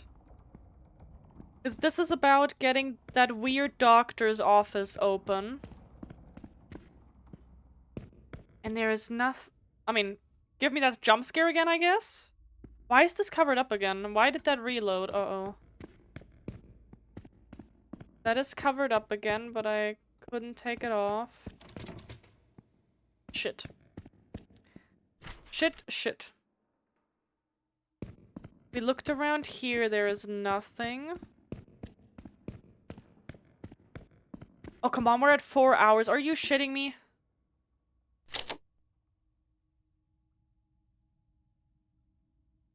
So, remember that padlock with only the 4 numbers in it after all? Where I was like, oh, it looks like there's one missing. But then, for science, I put in Elodie's number, and that didn't open it. But, Elodie is the wrong number. We need to, use the other person's code. The 1365, and that is the right one. Where was this again? Here. Because obviously, because I can't read, it says male's room. Why would Elodie's room be here? So, the 1365. We were so close. 1... Ah, whatever. 3... 6... 5. Now this opens. Doesn't this look familiar? A sailor. But that guy that has no record here somehow, huh? A ship's old helm, tied to the bed, as if it were the quarterdeck of a vessel. I feel like he was never on an actual boat. I think that guy was especially sick. That hospital screen is positioned like the sail of a ship. I think he was never on an actual ship. I don't think he was the last, so I think he talked a lot of bullshit. Stella Maris. Or? That was the name of the ship captained by Walter Brandon. This room is the room of a madman. The entire space is arranged as if it were the deck of a ship. Did that man truly come to believe he was a character in an adventure book? So who knows if the story is true that everyone else died and he was a sole survivor? Like, I don't know. Dear Walter, there is something about you that I cannot ignore. A quiet strength, a resolve that feels unshakable. The thought of all of you've and oh my gosh, the thought of all you have endured fills me with a kind of admiration I can scarcely put into words. You're unlike anyone I have ever met. And yet I wonder if you sense it too, those stolen glances, the way time seems to pause when our eyes meet. Perhaps it's nothing, or perhaps it's everything. I'm not sure if you're aware, but the night watchman rarely checks the attic on weekends. Some evenings during those quiet moments before we're all sent to bed, I like to slip away and wander up there. There's a peculiar stillness in that place, a kind of peace I find nowhere else. Tonight at 7 sharp, I think I might take one of those little walks. Perhaps I'll find the calm even sweeter. Yours, Elodie. And now we can go to the attic. This must be the key to the attic. Let's see where it leads. That sounded like a different voice. So my thing is, though, I hope that I'll be able... we're gonna try opening the other 2 rooms, too. Okay. Let's go to the attic, where definitely nothing horrible is gonna happen.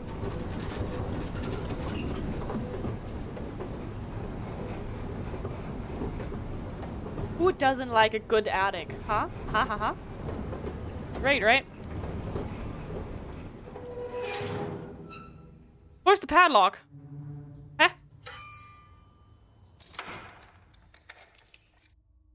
So we have the key, which means the padlock just disappears.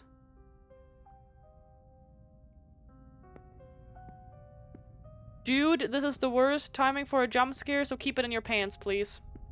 Their secret hideaway. Like 2 reckless teenagers, they started a romance, hidden from the prying eyes of doctors and nurses. An alarm clock.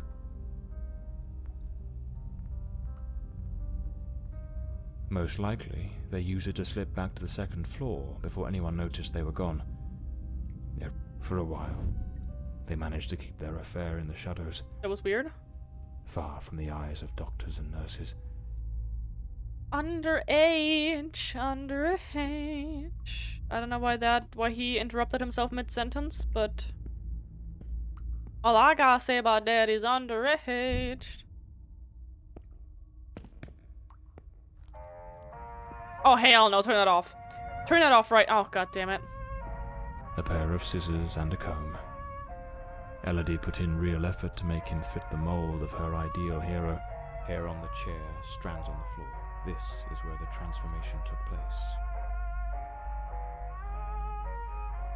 I feel like they forgot to revoice some lines. She remade patient 1365 in the image of her most secret longings. No! Oh god, I was right after all. Oh my god, I was right after. I'm gonna throw up. Wait, I'm so confused. What? I said from the beginning that Walter got... Oh my... I'm gonna lose it. I said from the beginning that it was him. That he is the bitch just because, you know... And now they're... Oh no, please don't. Because... Oh no. Because that obviously looks like the guy... That violent patient. That also looks like the guy that has stab her. Oh no, wait a minute. Please let me be wrong. Oh, please, for the love of God, tell me I'm wrong. Oh, I feel sick to my stomach. Oh, I feel sick to my stomach. I'm gonna lose it. I was like, oh, it's 100% him. There's no way around it. But then I was like, oh, as if it would be that obvious. But now it looks very obvious. But it's like, I'm confused. Powerful drugs for depression. Anxiolytics. The girl improved, but it seems the doctors were baffled by her mind. Looks like Elodie found herself a little hideaway to keep practicing her dark craft. Elodie found painting, and with it, a way to spill the shadows that crawled through her mind. I hate all of this, by the way.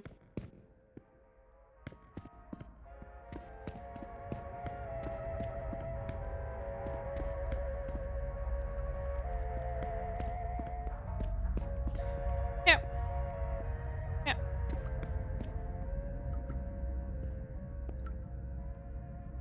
Oh, yeah, sure. That looks like a good idea.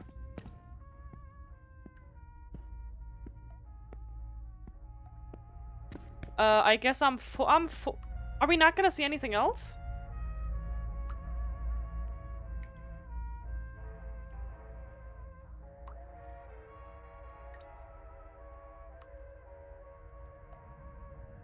Welp.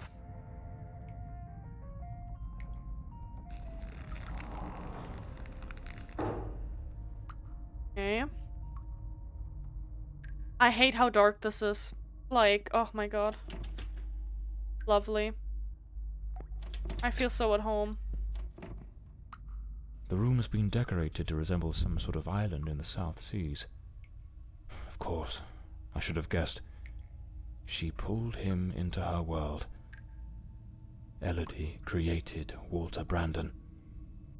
I knew it. I knew it, it's the same person. But then, like, was he... Because we saw things where it looked like he was... He wrote... Maybe he was schizophrenic. Because he wrote, like, a diary or, like, some thingy-mabobs where it was like, oh, he hears the guy with the knife coming up and, like, he's hiding from him and thinking if he should leave or not, and, like, he was outside his window or whatnot, so he was just fucking delusional. Dear Elodie, it has been some weeks since you requested a private session. As both your physician and your friend, I find myself troubled, unable to cast aside the thought of the solitude you spoke of those weeks past. Solitude of which you have not since uttered a word. These days, burdened as I am with duty, I shall be confined to my office until the late hours of the night. Should you, at any moment, feel the impulse or the need for company, do not hesitate to visit me. The code to enter my office is, please write that down, 39124. 39124. Dr. Mulder. This letter. At the very least, it's highly inappropriate. Like, I'm sorry, but the whole, as your physician and your friend. No. Nothing friend. Nothing friend. Physician, doctor, not friend. Not friend-shaped. A draft letter. Scratched out and full of corrections. I don't see anything that's scratched out, but sure. I know, but I forgot about it already. This is fine. Let me forget my numbers. There's so many numbers here. Ugh, my dearest Walter, do not worry. Everything is in place. I know it won't be easy, but it is crucial that you take the first step. Once I grant you your discharge, everything will change. I will be ready to follow you the moment you are out, in a safe place far from here. When you speak with the doctors, I want you to repeat the words I've told you with conviction, as though they are the only thing that matter. I'm gonna cry. The shadow is gone. It has vanished. You are now fully yourself once more. Tell them you regret everything that happened, but you cannot understand how you acted in such a way. Speak of how you have found peace in reading, how you now wish to live more serenely with purpose. Make them see that shadow no longer exists.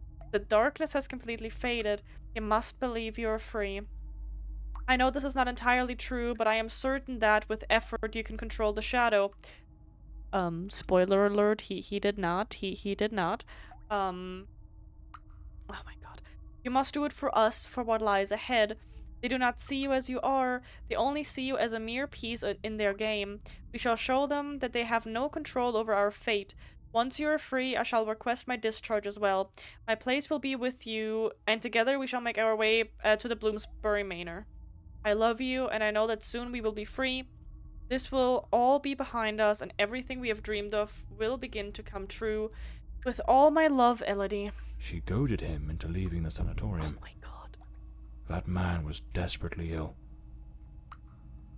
God damn it, Elodie. Selfishness outweighed what little sense she had. She pushed him too far. If I pieced this together correctly, that Walter was never really Walter at all. There was another personality. She called it the Shadow. A dominant, dangerous force that surfaced again and again in his life. The threads are beginning to unravel. But I need to see this through. What truly happened to Walter Brandon? He went insane, and that's what happened. Okay, one piece is... Oh, we're still missing something here. What the fuck? The room is decorated to resemble the bridge of a ship with a sort of makeshift helm tied to the bed. Torn out pages from a book are hidden in every corner of the room. Written on the wall is the phrase Stella Maris, as though it were the name of a ship. Ah yeah, lovely that this is cut off. In the attic, a pair of scissors lay beside clumps of chorus, dark hair, and the remnants of a beard. All signs point to the remarkable and unsettling discovery. It was here that Elodie's relation... Oh my gosh. That Elodie reshaped patient 1365, physically and perhaps psychologically, into the man known as Walter Brandon. What began as an act of transformation soon blossomed into... We will never know. Elodie's room is entirely decorated with cutouts of palm trees and cardboard islets, creating a tropical atmosphere that matches the book found in the library in Walter's room. Note from Elodie to Walter. A letter was written by Elodie Walter describes a letter written by Elodie to Walter describes a plan for him to leave the asylum after her own departure, with the intention of meeting again at Bloomsbury Manor.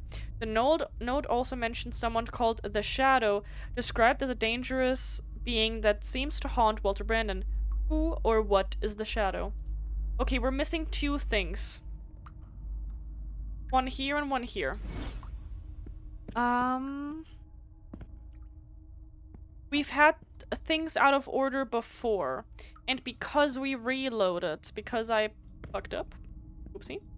I don't know where we're missing this one thing.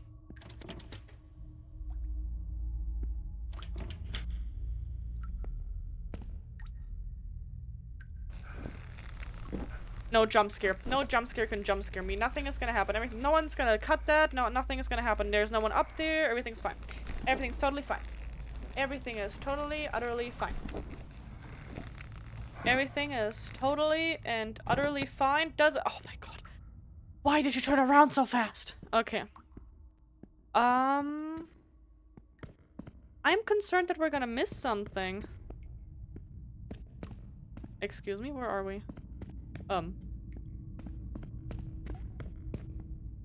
So we interacted with everything here. Everything here.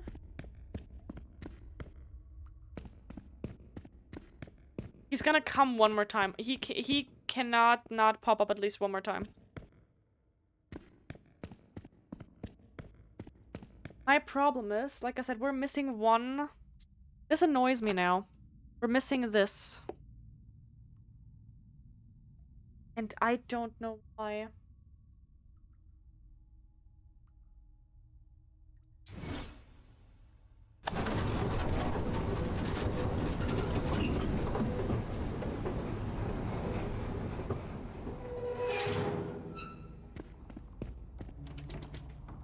It has to be somewhere here still, right? Oh, I don't like missing things, but technically all seems so linear that I don't even know how much you can... How much you can actually, like, miss. The jump scare doesn't work again. We kind of broke that. I don't know if that would have been it.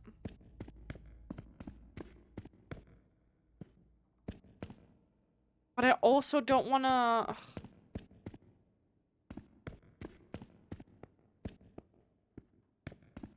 I also don't want to, like, look up what that little piece is.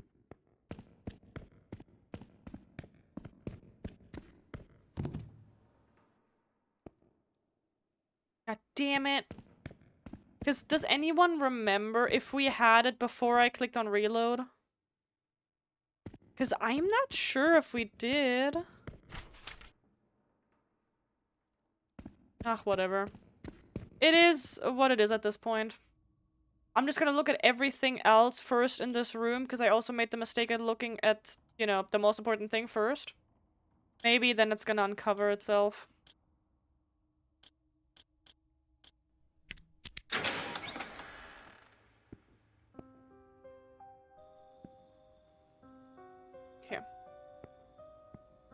There were other things to interact with, right?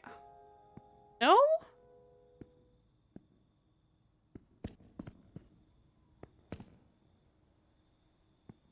It is the only thing to interact with, and then it immediately throws me out.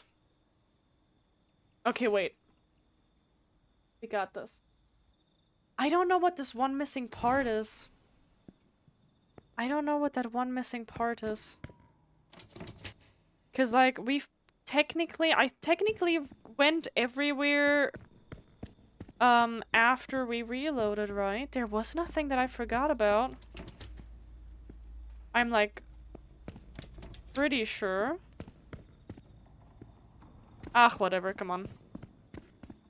We wasted enough time, it's fine. Patient number 1365 returns after an absence of 4 months. He's in a state of utter disorientation, perspiration pouring off him, and good heavens, there's a severe wound to the skull. His clothes and hands are covered in blood, and it doesn't appear to be his own. You could have tried opening the other cells. Shit. Anything that's happened during these past months. Seems to have found his way back here more by some strange instinct than by memory itself. The personality once known as Walter has vanished entirely, as has the entity we refer to as the Shadow, though given his nature, I cannot say with certainty it isn't still lurking beneath the surface. We have treated cases of dissociative identity before, but never one such as this. His appearance, his voice, even his build and weight change quite drastically. Now he looks frail, gaunt, empty, as though there's nothing inside, as though he were but an empty shell, waiting to be occupied. His condition calls for far stricter supervision. This institution is no longer equipped to care for him. I am ordering his immediate transfer to St. Dymphna Hospital. Dr. Former, a specialist in matters such as this, will take him under his care. As I near the end of my tenure as director, I must see this case brought to a decisive close. The blood upon his hands, the emptiness in his eyes, all point to an act of the gravest kind. One his mind appears to have erased entirely. God help us, if the Shadow should ever wake again. Okay. Well.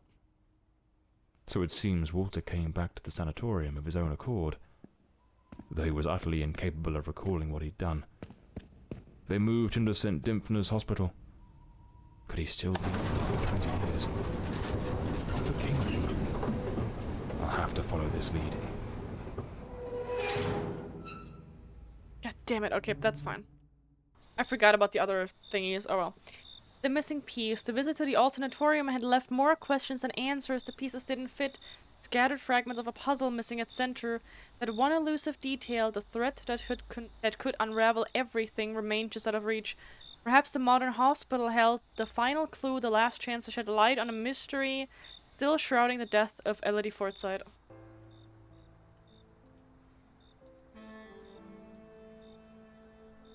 That man returned to the new sanatorium, remembering practically nothing. Maybe it was the wound Lady Margaret left him. Or maybe his mind shattered and never came back after what happened that night. As for me, I was hired to find the one who killed Elodie Forsythe, and my intuition told me they were still there, in the depths of St. Dymphna. I sensed that the end of the road was waiting for me in that place.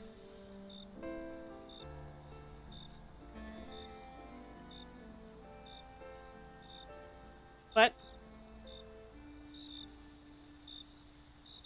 What do you mean, third location? Return to the Forgotten. Dr. Mulder reports patient 1365 returned months after his release, disoriented, apathetic, covered in blood and mud, with a heavy wound. Walter Brandon is gone, and the Shadow as well, he noted. The patient, with no memory, had seemingly found his way through the forest instinctively. He was transferred to St. Dymphna Asylum. This kind of annoys me that we missed this one thing now.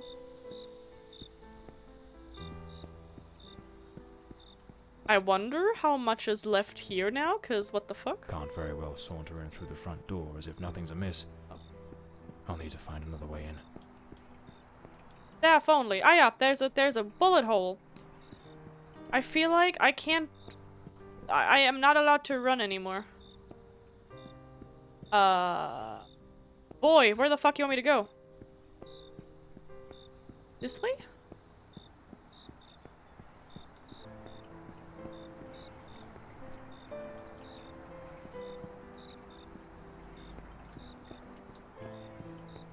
Can I? You don't want to go through the front door. Ah, never mind, I see.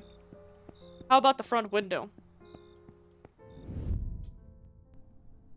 Some people said 3 hours. How fucking fast are they? Oh my.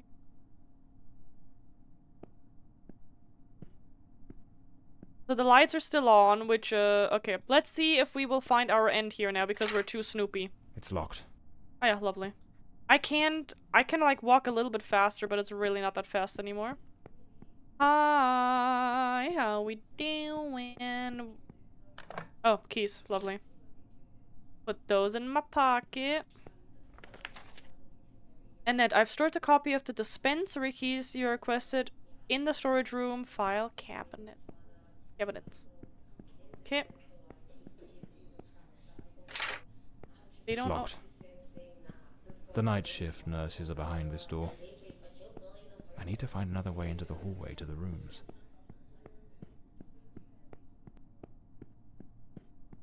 Was this the hospital where we... No. No. We were not here, right?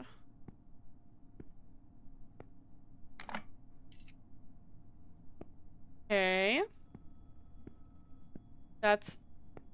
that key? Jet, how are you doing?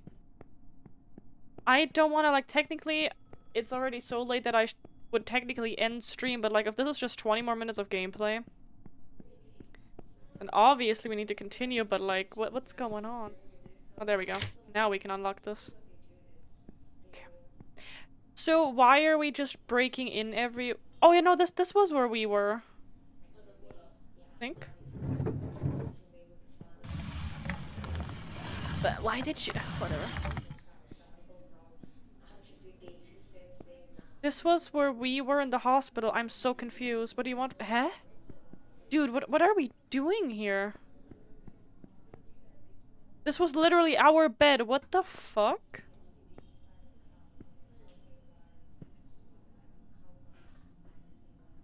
I am confused. I am utterly confused. John Morley and the case of the red shoes. What the devil does this mean?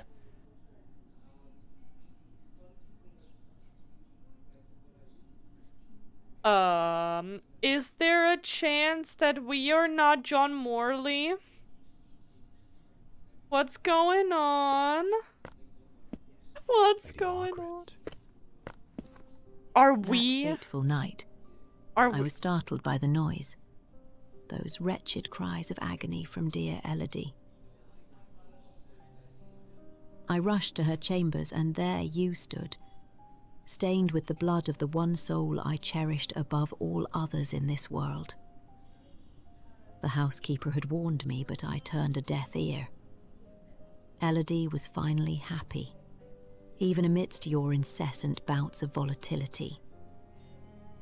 Yet, with the passage of time, your demeanor darkened. More and more frequently, that sinister presence lurking within you began to surface, each appearance more violent than the last. Elodie no longer gazed upon you with the starry-eyed affection of a smitten young woman.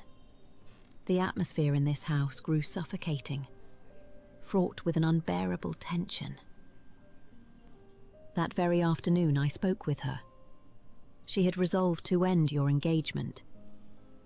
You seemed, or so I dared hope, to have accepted it with grace. But that night, that very night, you ended her life in the most savage manner imaginable. I threw myself upon Elodie, desperate to save her. But alas, it was far too late. Months later, I learned you had returned voluntarily to the sanatorium. I sought answers and immersed myself in understanding the afflictions that plagued you. Dissociative identity disorder, they called it. A condition in which one might host multiple identities, each vying for dominion over the body. But the man confined in that bleak institution was not the shadow, not the fiend who had stolen my daughter. No, he was but the shell, the hapless vessel. And I yearned to find the true culprit, not the facade, the murderer himself. Thus I devised my plan. I came to visit you, and just as Elodie had done, I crafted a new role for you, a new identity to inhabit. I brought books, personal artifacts, penned letters as Penny. I leased an office and prepared every detail meticulously, down to the smallest thread, for your return as John Morley. Everything had to be flawless. And why, you may ask? To make you remember, to awaken the shadow, to summon forth the murderer from the abyss of your fractured mind. John Morley is a good man. Walter Brandon was a spirited young sailor, brimming with love for Elodie. But the shadow was a merciless, unrepentant killer. I wanted to destroy the murderer who had stolen my daughter. But I could never bring myself to harm an innocent man.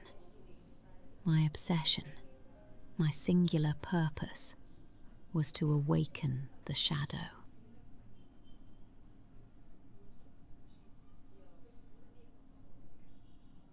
Oh my bejesus, I can't believe it. I can't believe it. That's...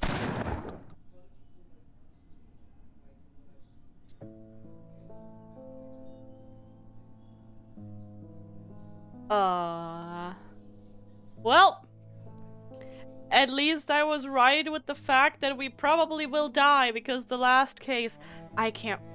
Oh my god. Ferret? Remember in the beginning when you said I was the killer? You were right, somehow? So she wrote us letters as Penny. She made us believe we were a detective. And because of that fucking disorder that we have, we believed her and we started to think that we were an actual detective. Excuse me. And then, did we get the money is my question. Did we ever get the 30,000? What? So the person that we saw, did we just see ourselves? Were we having fucking hallucinations? I'm still pissed that we forgot to open those two doors.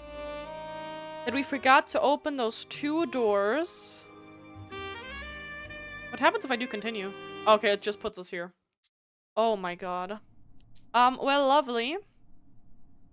It would be kind of cool if you were able to load specific, where are we? Oh, here. It would be cool if we could load specific, checkpoints, like chapters or whatnot. Because I would kind of like to grab this last, the thing that we just missed somehow now, because, either because we missed it, or because it was behind those two doors that I didn't know how to unlock. That was... So, the game made me so paranoid, but I think it did a very good job at that. It made me very paranoid that we were, like, in actual danger and, like, that something was gonna happen. Uncover what happened in the library. Find the hidden box in the asylum library. Uncover every clue. Shit, the library. What did we miss in the hidden achievement? Because I think I might have forgotten that. Because I think I think we found that box or not. Did we not open a box? I don't remember now, actually. So we kind of messed up the box. Like the psyche box that they were talking about. We kind of forgot about that, I guess. But I didn't know where to look. But very nice. Like if I go and actually like just speed run this just to get the last achievements, at least I feel safe because literally nothing actually happened to us. But God, was I paranoid. God, did this game make me paranoid that something was gonna happen. But that was a good game. Awful start because problems. But I'm glad that we made it work. Very, very nice. I'm a little, oh my gosh. That was good. Thank you guys for sitting through this one with me. I know the start was rough. Stream crashing like at least once or twice. Yada yada, but we did it. So, my question now. Where's Vance? Probably not streaming today because Wednesday, right? Probably not streaming because Wednesday. Okay, that's fine. We're gonna find someone else. Gonna find someone else. Jesus. Yeah, it's when. Yeah, no, I figured Wednesday. Wednesday is off day. He needs to take care of himself and like not do anything today. Okay, let's see. God damn. Lissa's playing Arc Raiders. We haven't said hi to Lissa in a hot minute. And she just started half an hour ago. So let's go to Liz. I still don't know. This game looks kinda cool. But I think that it is absolutely not my cup of tea and that I would really not like it. And especially like it's expensive to like, you know, buy a game like that and then hate it. Meh. So, we're gonna say hi to Liz. And then I hope that you have a fantastic rest of your Wednesday. This is your last chance to follow, by the way. Otherwise, you know, if you haven't already, you might never see me again, and that would be awful. I hope you enjoyed today's game. I'll see you again on Friday with Cure, a hospital sim. We're gonna play that with a couple of friendos. Because Vance was nice enough to gift the game to us. We're gonna do that. And then on Saturday, lo and behold, we're gonna start Date Everything. Thank you for the Discord, Rish. We're gonna start Date Everything, and we're gonna have like a smash or pass list that everyone can fill out individually. It's gonna be an event on Tier Maker. It's gonna be great. We're gonna have a lot of fun. Because we'll have the house to ourselves, because Evan is gonna be at an event with the Mandos. So yeah. I think that was everything. So I hope you have a good rest of your day. And I shall see you in a couple of days. Bye bye.